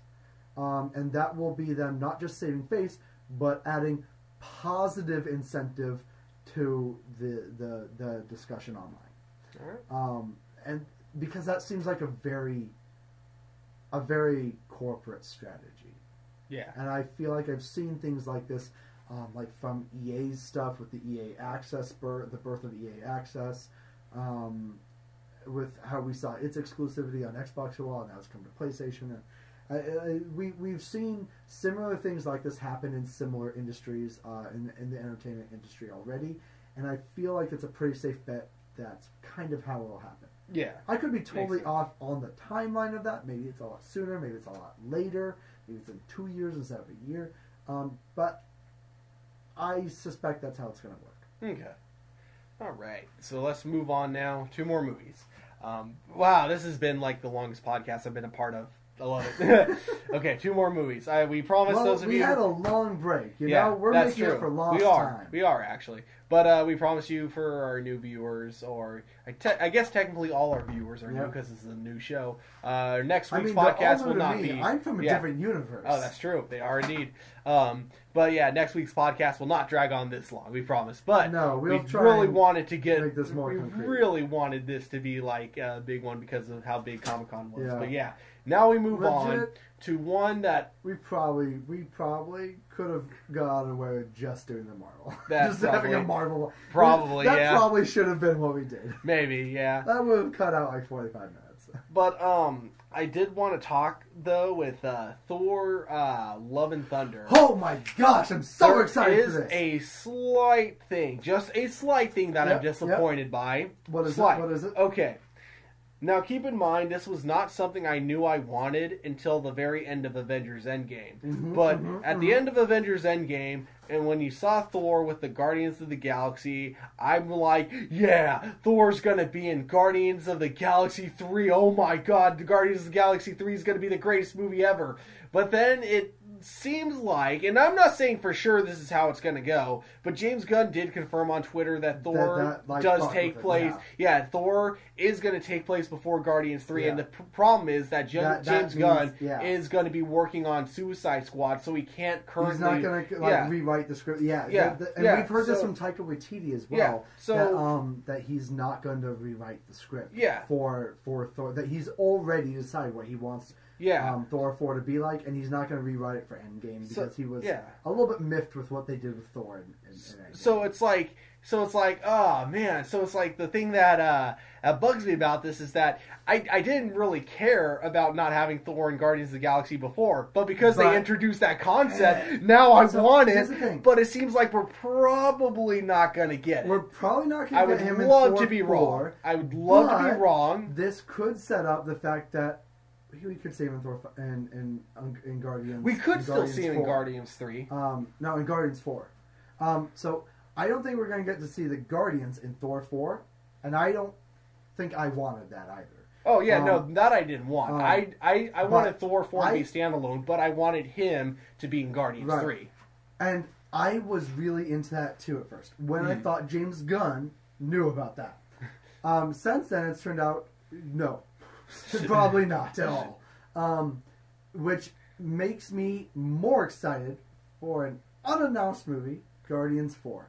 I legitimately do think, given Taika Waititi and James Gunn's mutual love for these characters and their particular taste in comedy overlapping in a lot of areas, I genuinely think they'll actually come together to make a Guardians 4 together, I think we'll get to see a 4th Guardians film in which whatever remains of the Guardians cast after Guardians 3 gets to join forces with Thor. Or Thor will join forces with them. And I suspect this for one very particular reason. Because I know how I want Thor to go. And how I want Thor to go is a biggie with lots of spoilers for the comics. So I'm going to let you go first because mine's going to be a little bit of a nerdgasm. No, that was it. Everything that I've heard for Thor Love and Thunder, I'm super excited about besides that, because we're going to get Natalie Portman, who wasn't interested in Thor 1 or 2 before, for understandable reasons. She just didn't really like the fact that her character didn't really have much of a personality in those.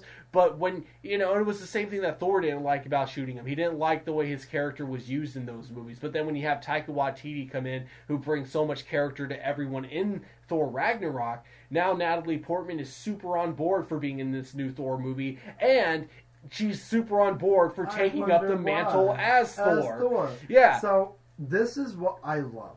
I love this movie. This movie may be so while I'm looking forward to realistically, because I don't know what will come with it, and I'm excited for all the possibilities of it, for Doctor Strange, Edge of Multiverse of Madness, or whatever. I'm excited by everything that title says.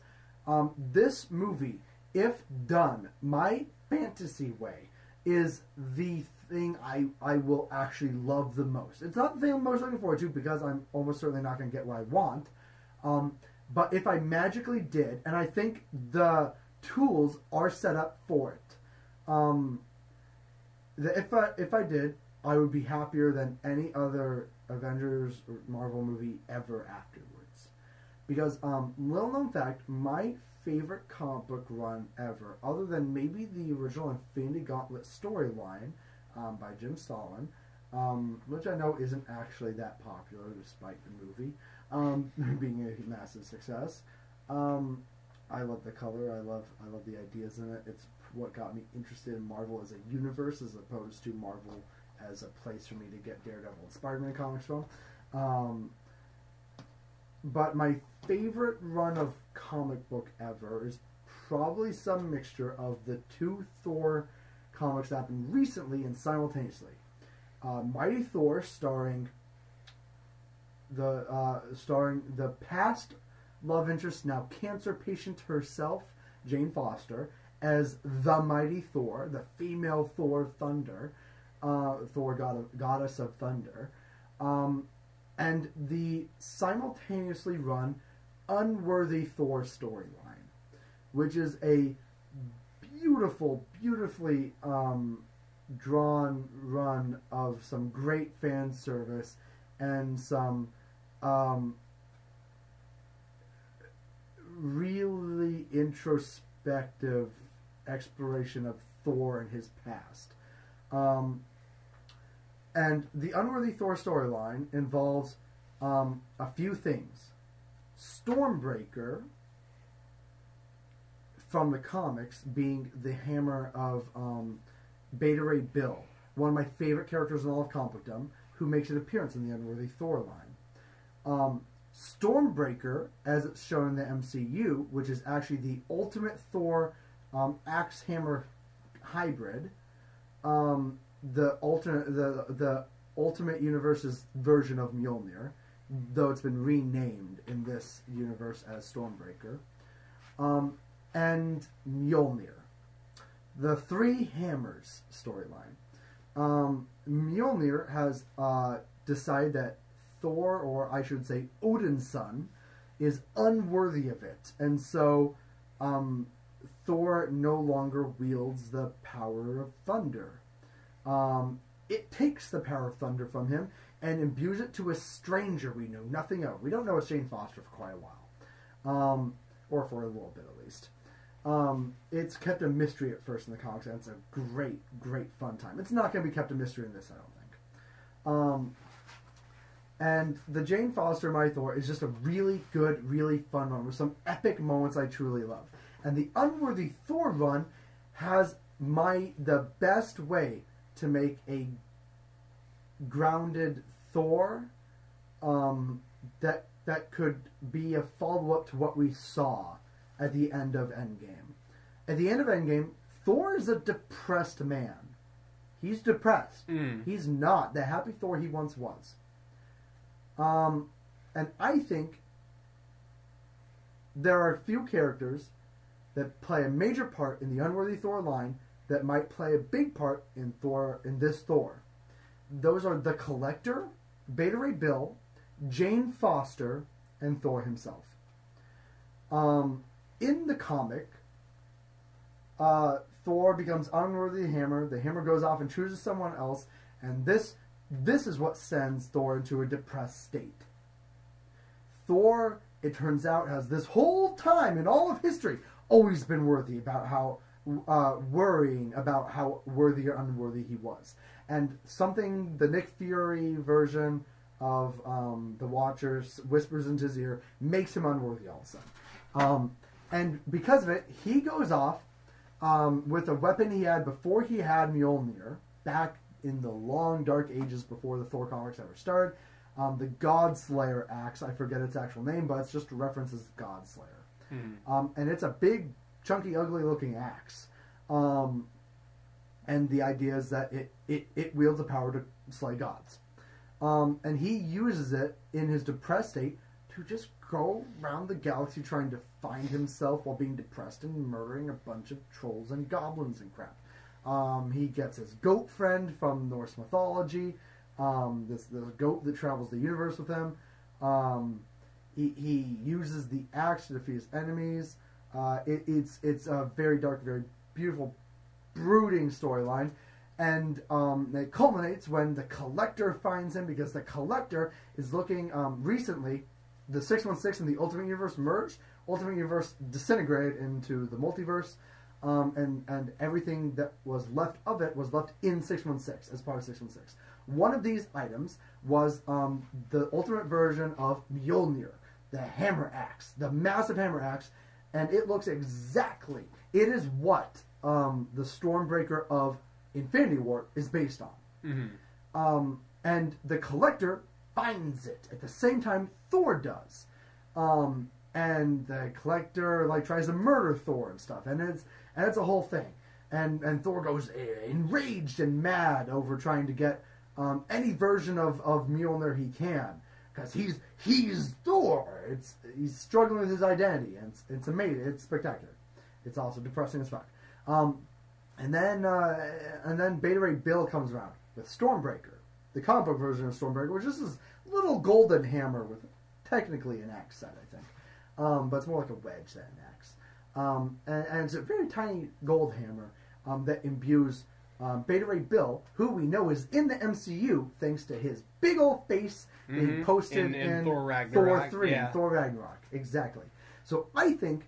and he fights Beta Ray Bill in his enraged madness because he sees a version of Mjolnir in his hand and he just wants it. He's mad. He doesn't care about the axe. He cares about the hammer. He cares about his identity as Thor. He cares about the power of Thor. And it's a great story. And I think all of this and the Thor choosing Jane Foster is what it sparks all this. I think all of this can be worked into an even tighter storyline for the Thor movie. And it simply goes, at the beginning, it's about Thor not being satisfied with who he is anymore and wanting to get his old self back. So he's going to try and reforge Mjolnir. But there's a problem. The Collector has collected the shards of Mjolnir. Now the curse has been broken, so he can lift them. So the Collector has lifted the shards of Mjolnir, and he has them. He's collected them. So Thor has to hunt down the Collector. The Collector, being the main villain from Thor 3, will return in Thor 4. Except for now he's he's not the main villain. His brother is the main villain. Yeah, I was going to say. Sorry. Yeah. Got confused for a second. The Grand Master is the Collector's brother in both universes, by the way. Soft canon, but confirmed. Mm-hmm. So he's going to hunt down the Collector, only the Collector is going to have gotten one of his brother's past champions as his personal bodyguard, Beta Ray Bill. And Beta Ray Bill won't have a weapon. Instead, like in the comics, Beta Ray Bill, being weaponless, will beat the crap out of Thor, even though Thor has Stormbreaker.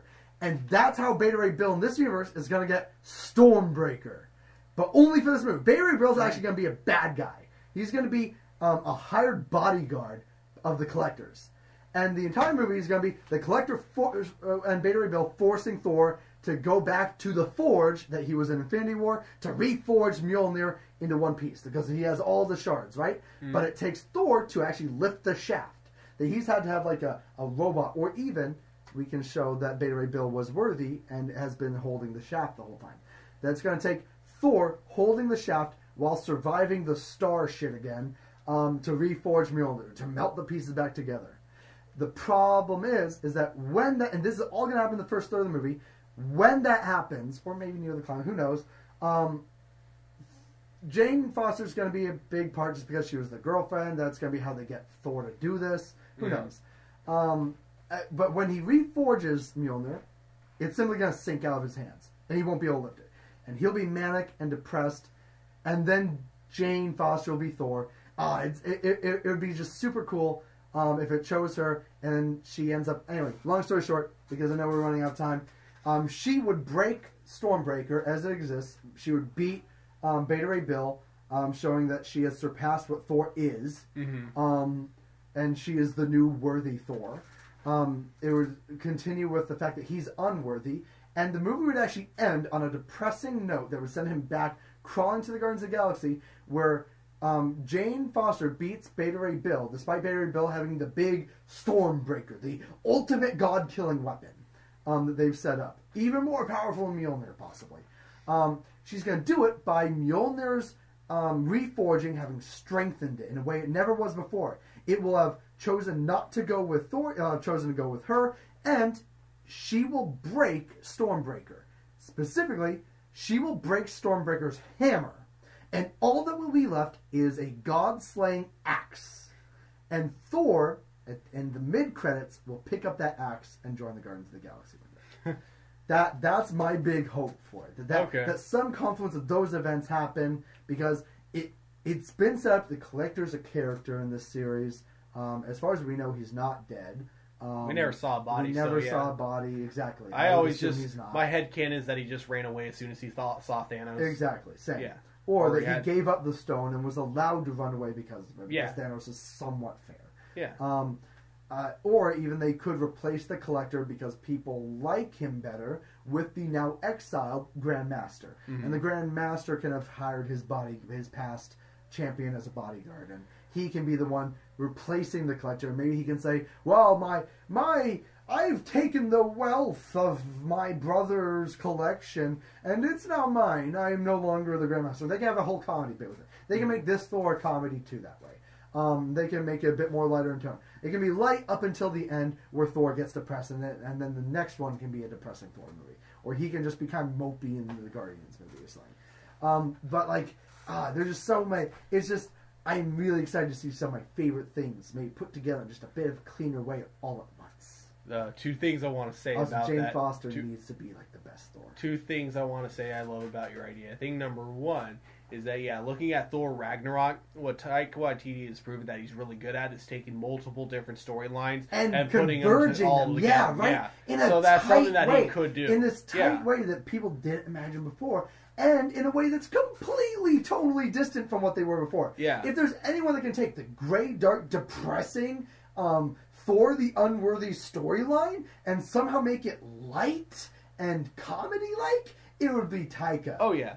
So like I have total faith that he can take like the dark introspection and make it a light introspection, similarly to how he started it in Thor 3. It can be a true sequel to Thor 3. Mm-hmm. And I trust him to do that. Oh yeah. I don't expect it to be dark and depressing.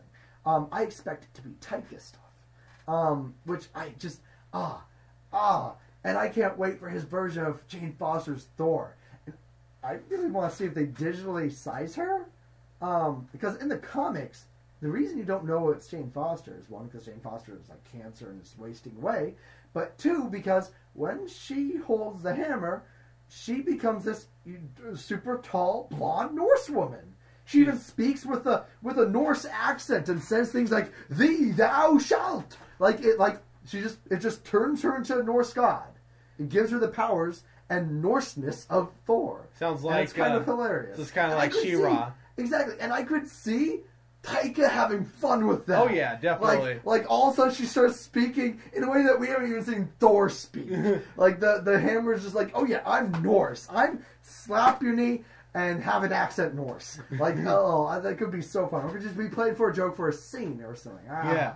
But there's just so many things. The other thing I love about your idea is that I would love to see reactions from man babies online being like, why could a woman be the guy that Thor couldn't be? Not just that. I so want that specific thing to happen because I know Beta Ray Bill is not. That has nothing to do with what he did in the comic. In the comic, he's still just a hero. Mm-hmm. The female Thor never fights with him, I don't think. Or maybe she did, I don't know. But the point... actually, he might have gone and be like, who are you? You're not Thor.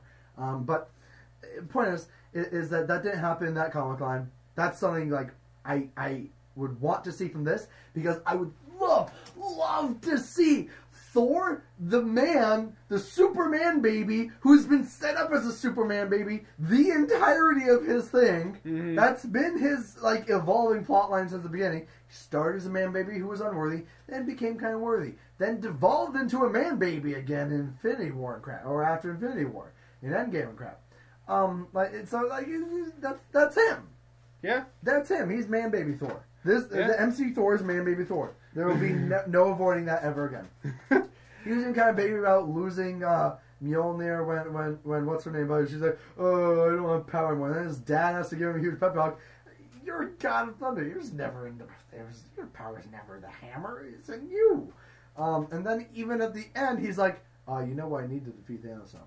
I need another Mjolnir. I need a God-killing weapon. Yeah, you raccoon, you can't handle it. Drive you mad. It is one of those things where every once in a while, like, don't get me wrong, I love how well Marvel plans everything out, but there are a few times where you could tell the communication wasn't quite there. Exactly. That was definitely one of them. The evolution of Thor is definitely one of those. Yeah. Where they I feel like, didn't communicate. yeah, I feel like they didn't. They definitely didn't communicate the whole point of him losing the hammer. Yeah, exactly. Or at least the point wasn't gone. Even if they communicated, they're like, "Yep, we want to make this joke." Yeah, that's what I'm pretty sure some of the issues with Marvel can be. But at the same time, I am going to point out it's still really fucking impressive all the things that they have been able to do. So when they get things wrong like that every once in a while, it's kind of forgivable. But also, wouldn't it be great to see Man Baby Thor lose to a guy? And in the comics, he loses to this guy. Yeah. Unarmed, he beats him up twice. Mm-hmm.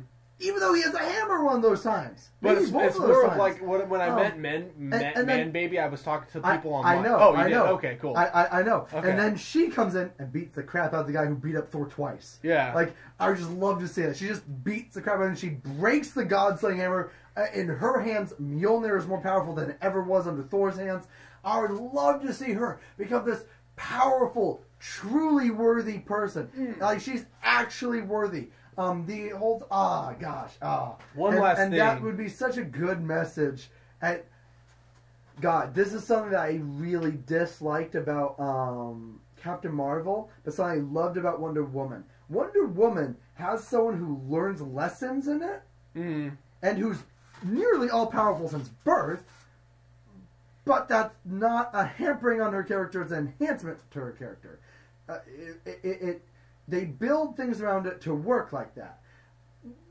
With Captain Marvel, they didn't. They made a movie and made her all-powerful and then didn't know what to do with that at all.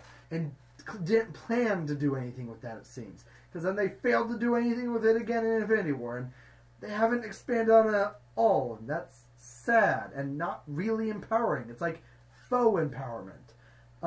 It'd be really nice if Marvel had a powerful woman who earned that power hardcore, and their character grew because of it. Because power isn't a neutral thing. You react to having power. Power corrupts, and absolute power corrupts absolutely. But sometimes the message is that someone who is powerless, given power, is not corrupted by power. It's partly why Jane Foster, as a cancer patient, is given the powers of a goddess because she can respect power. She's partly worthy because of her powerlessness, because she learns what powerlessness is and learns to respect power in a way that people who are born with power can't. They don't have that perspective. Thor, the closest he's gone to perspective is that one time he was a man baby and his daddy took away his hammer for a day. Or for like 3 days, whatever. That's true. That's the closest thing to perspective he's ever gotten. Yeah. He didn't even get more perspective when the hammer was permanently taken away from him, because he seemed to learn a lesson that the power was within him all along, except for that's still a lesson of you were always powerful, you were born with power, you're born with destiny. And it's still a toxic lesson. It's still one that can corrupt. And you saw them use it to corrupt him in Endgame. I disagree with them using it like the way they did. But that kind of stuff doesn't really happen to people with proper perspective. The problem is that losing that perspective is a fight you always have to fight. That Jane Foster, being Thor, would always have to fight to never lose that perspective. Which is partly why in the comics she maintains the guise of a woman with cancer. despite probably being able to cure. So I think the hammer definitely keeps her alive, if nothing else. But she continues to act as a person with cancer, and as a person with cancer is willing to do things and submit herself to things that people that have never experienced that low probably never would do. Yeah, and it's really cool. Yeah, it's worthy. One thing, going back to Wonder Woman, I just thought of, so we have Jane Foster. Her first introduction is going to be in this as as Thor, right? Mm-hmm. But more than likely, if Natalie Portman's still down to do more movies, we'll probably I be think getting. if they make her Thor and don't make a different actress, Viking Thor, or don't CG her too much, I do kind of want them to CG her to be taller. Yeah, like I want them to keep the transformation thing. That was actually like a cool thing. I don't know. That's a cool comic book thing though. And if they lose that, I'm not gonna be so sad. I'm not gonna be super sad. Yeah. But it would be cool if they kept it. The thing I would love them to do is do like another Thor trilogy with her. And you know who I would love to direct Thor it though? 4 is going to be a passing of the guard of Thor. Exactly. And he's going to go off and join the Guardians or do his gods and everything. And she's going to be Thor for now. You know, it'd be so cool who they could get to direct the trilogy. Oh, Patty Jenkins? Oh shit, that would be awesome. Because she, they basically had their disagreements with Thor 2, but now that they've gotten to the point where they're not playing it as safe as they used to, now they're letting the directors have a lot more freedom. I feel like they'd be willing to let her do whatever she wanted with a Thor trilogy. Especially if she's jumping Disney ship. And remember, her next Wonder Woman movie is going to be similarly themed, it sounds like, to the last Thor movie, with the whole 70s theme instead of the 80s theme. No, it's going to be 80s theme. It's going to be 80s theme? Oh, sorry. 80s instead of 70s theme. Yeah. And if she pulls off a similar tone to Taika's stuff, I could see her and Taika working well together, or her taking the reins from Taika and doing a damn good storyline with Thor. And it would be cool if they got some big woman directors in for this. Oh, yeah. Or made some big women directors. Marvel has earned a lot of credit in promoting lesser-known directorship to major directorship status. We saw this with James Gunn. Mm-hmm. We saw this with admittingly the Russo brothers. I think were actually decently sized when they were hired on. They were I think okay, but they were mostly known for their comedy series Community, right? But they hadn't done any action movies before. Nothing to say that they were the pick for something like the Infinity War saga. No, they did nothing. Yeah, but then like Winter Soldier was so good that they're like, I think Winter Soldier is one of, if not the tightest action movies in the entire MCU. I think Civil War is in the top 5 best, maybe top 3 best comic book movies of all time. I think Infinity War is in the top 3 too. Spoiler alert, my favorite comic book to movie adaptation is actually Wonder Woman. Yep. It is a really great So movie. I'd love to see Patty Jenkins on the Marvel side, because I think her talent is a little bit wasted on the DC side where she's not appreciated properly. Come over to Marvel, please, so that you can get all of the fan base you deserve and get all of the future movies you ever want and anything you ever want. Yeah. So, last movie, which I think we already talked about in the beginning, so there's probably not going to be too much to say, especially because we're almost hitting 3 hours now. So we got Blade. Damn. The one misconception that a lot of people seem to have about this, because they announced all their movies in between 2020 and 2021, and Blade was in that, but I don't think it's actually going to be released in 2021 because there was no official release date on it. I think it will. I think it'll actually be released October 2021. It's possible, but that was the only one that didn't have a release date because it kind of just ended after they announced all of Phase 4 with them just being like, we have Blade in the works. I actually have a theory as to why it doesn't have a release date unlike the others. Why is that? I actually think that they're waiting for because now that they're probably underway with talks with Sony about keeping the Spider-Man license. I think because remember 2022 will be the year the end of 2021 will be when they officially start being allowed to use Netflix characters again. That is true. 2 years after when they took them off air in 2019.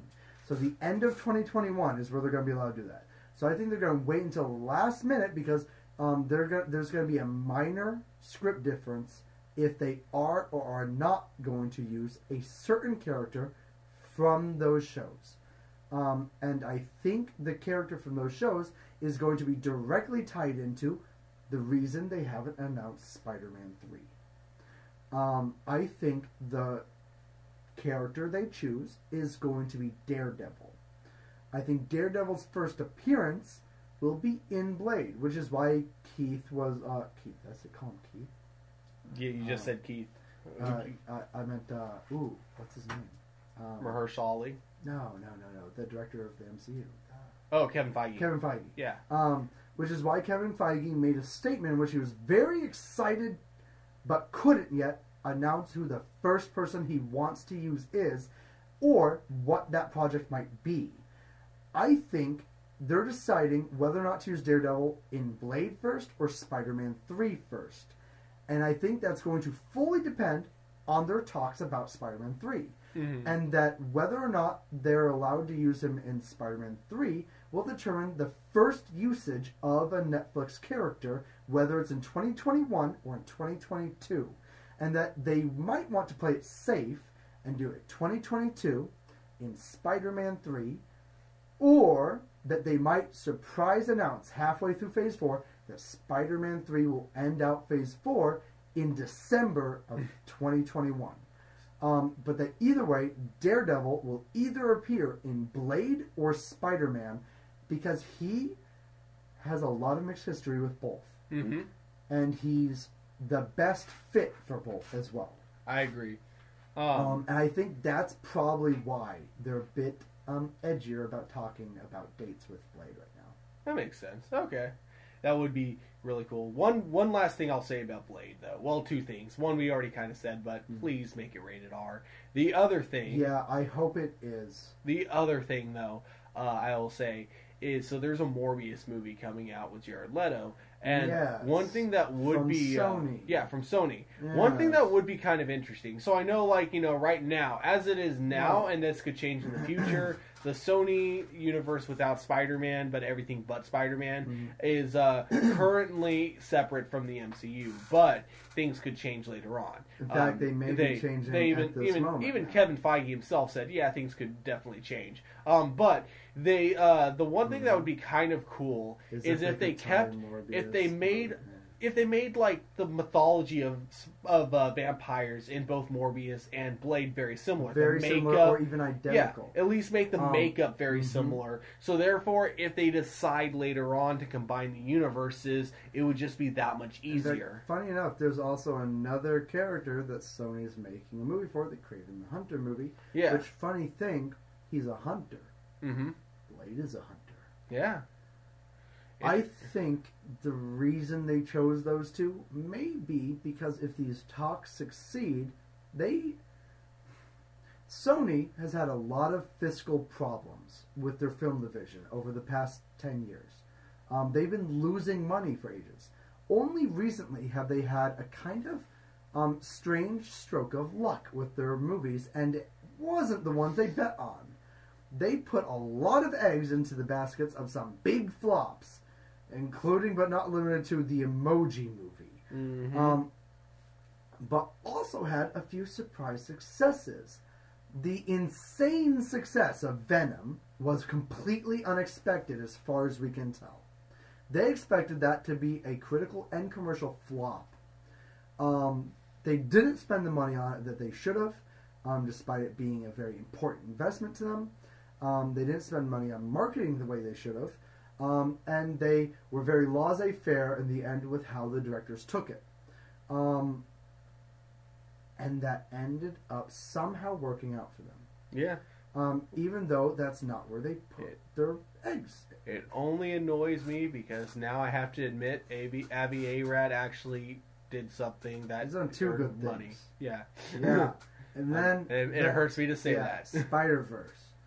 Spider-Verse was another big accidental win for Sony. Mm-hmm. I don't think they really intentionally put a lot of eggs in that basket. I think they were very hands-off with it, which is what allowed it to be so good. Mm-hmm. I think they just told two people that are very good at selling products to make a bunch of toys for them. And that's the writers of the Lego movie. Yep. I think they literally went, hey, we don't really care about this product, but we want to make toys. So, put a bunch of characters in this. The more characters you make, the bigger your bonus is. And then I think they kind of left it there. That's what I suspect. Absolutely nothing to base that on. Other than that it turned out to be a phenomenal success, and part of that success seems to be that they were very hands-off with it. Which is telling me that they're aware that Spider-Man is what's keeping them afloat. Mm-hmm. It very much is. They have one or two other successes. In fact, there were a couple things I liked. Some live-action movies. I'm forgetting the titles now. I'm forgetting which ones it was. They did just produce Once Upon a Time in Hollywood, which was really good. Was it commercially successful? I didn't really hear much about success though. Well, it's not going to critically successful. It's going to be successful in the sense of for its budget, it does really good, but it's not going to be like like hundreds of. It's going to be like breaking probably 300 million. That's going to be my guess. So it's going to like do double budget, but it's not. Yeah, it's going to do really good, but it's not going to do like super. It's not going to do like superhero. Yeah, no, anyway, so. It's not going to do like superhero box office gross. It's not going to be something they brag about to their investors. Yeah, exactly. But it's not going to be a negative point in their portfolio either. It's the only thing Sony can, the only kind of movies that Sony seems to make money on, and unfortunately they don't make a lot of money on them. Are their Spider-Man properties? No. They're art films because they make money, not a lot. That's the problem. Right. Yeah. There is another set of things that they were very successful on, though. They are still writing the success, and I hear there's a second one coming out of Jumanji. Jumanji was a Sony production that was very hands off. They didn't care about it, and then it was successful.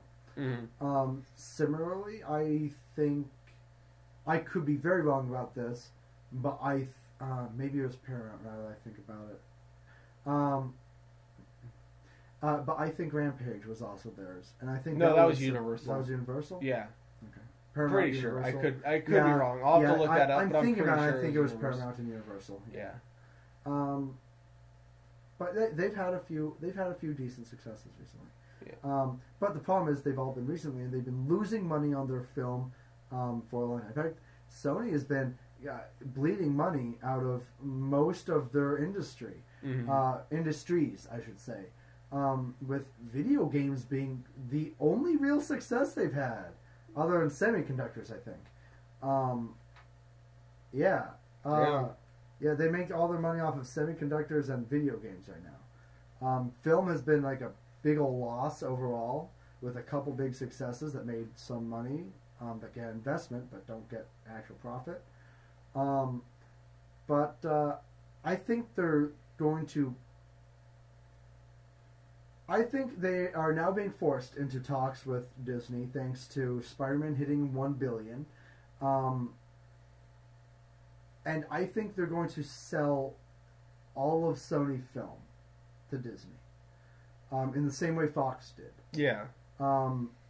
And I think this is going to happen because I think they can make a lot of money off of it. I think they can... that the Craven and Morbius movies aren't real. I think the reason they've invested in Jared Leto specifically is that Jared Leto isn't going to be sad if he loses this role. That they probably have him in a contract with a minimal cancellation fee, so they don't have to pay him too much, but that he's a big enough name so that they can say they have active projects going on and can increase Disney's bid significantly to buy their film studios. Mm-hmm. That they can say, well, you have to buy us out of these names. They're going to give them a bunch of names.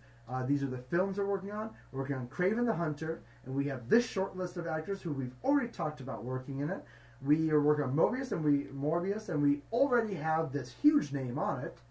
And look at how successful these movies have been lately. And they're going to use that to force Disney to buy their entire filmography as opposed to just buying Spider-Man. Makes sense. And that's how they're going to get out of the film game. Because the film game loses money overall for them. Yeah. And I think that's kind of their big plan. That Disney will get full rights to Spider-Man going forward, probably. And we might hear about this 2 years from now. Who knows? Took a long ass time for us to hear about the Fox stuff. We're still not hearing all of it yet. But that's what I think is probably going to happen. That's what everything I've heard from all of the fucking laymen I've heard talking on YouTube about it seems to point to. The few industry analysts I actually listen to all seem to think in a similar way, or at least what they think leads to this thought. The logical conclusion is that they are probably going to try and sell to Disney. Fox certainly saw an opportunity to sell their entire filmography to Disney, and they did so successfully. And for some reason, there's been no hearings, rumors, or talks at all in the legal system about Disney having any monopolies, despite now owning multiple major and buying out multiple major studios within one decade. They've bought Pixar, they've bought Fox, they've bought multiple other smaller studios, they've founded many of the current majorly successful ones that aren't typically associated with their branding. They have invested a lot into other film houses that aren't theirs. I suspect we'll probably get everything soon. Probably.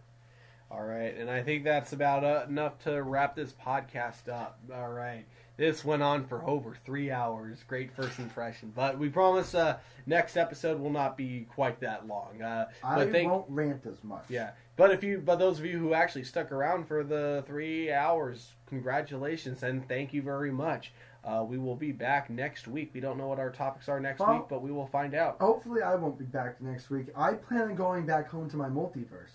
I have a sick mother. It's cool. I have multiverse. It's all right. I have a mic that can actually work in different dimensions, so you do. Yeah. So I might be able to join you in the future without you having to gag me. Exactly. Yes.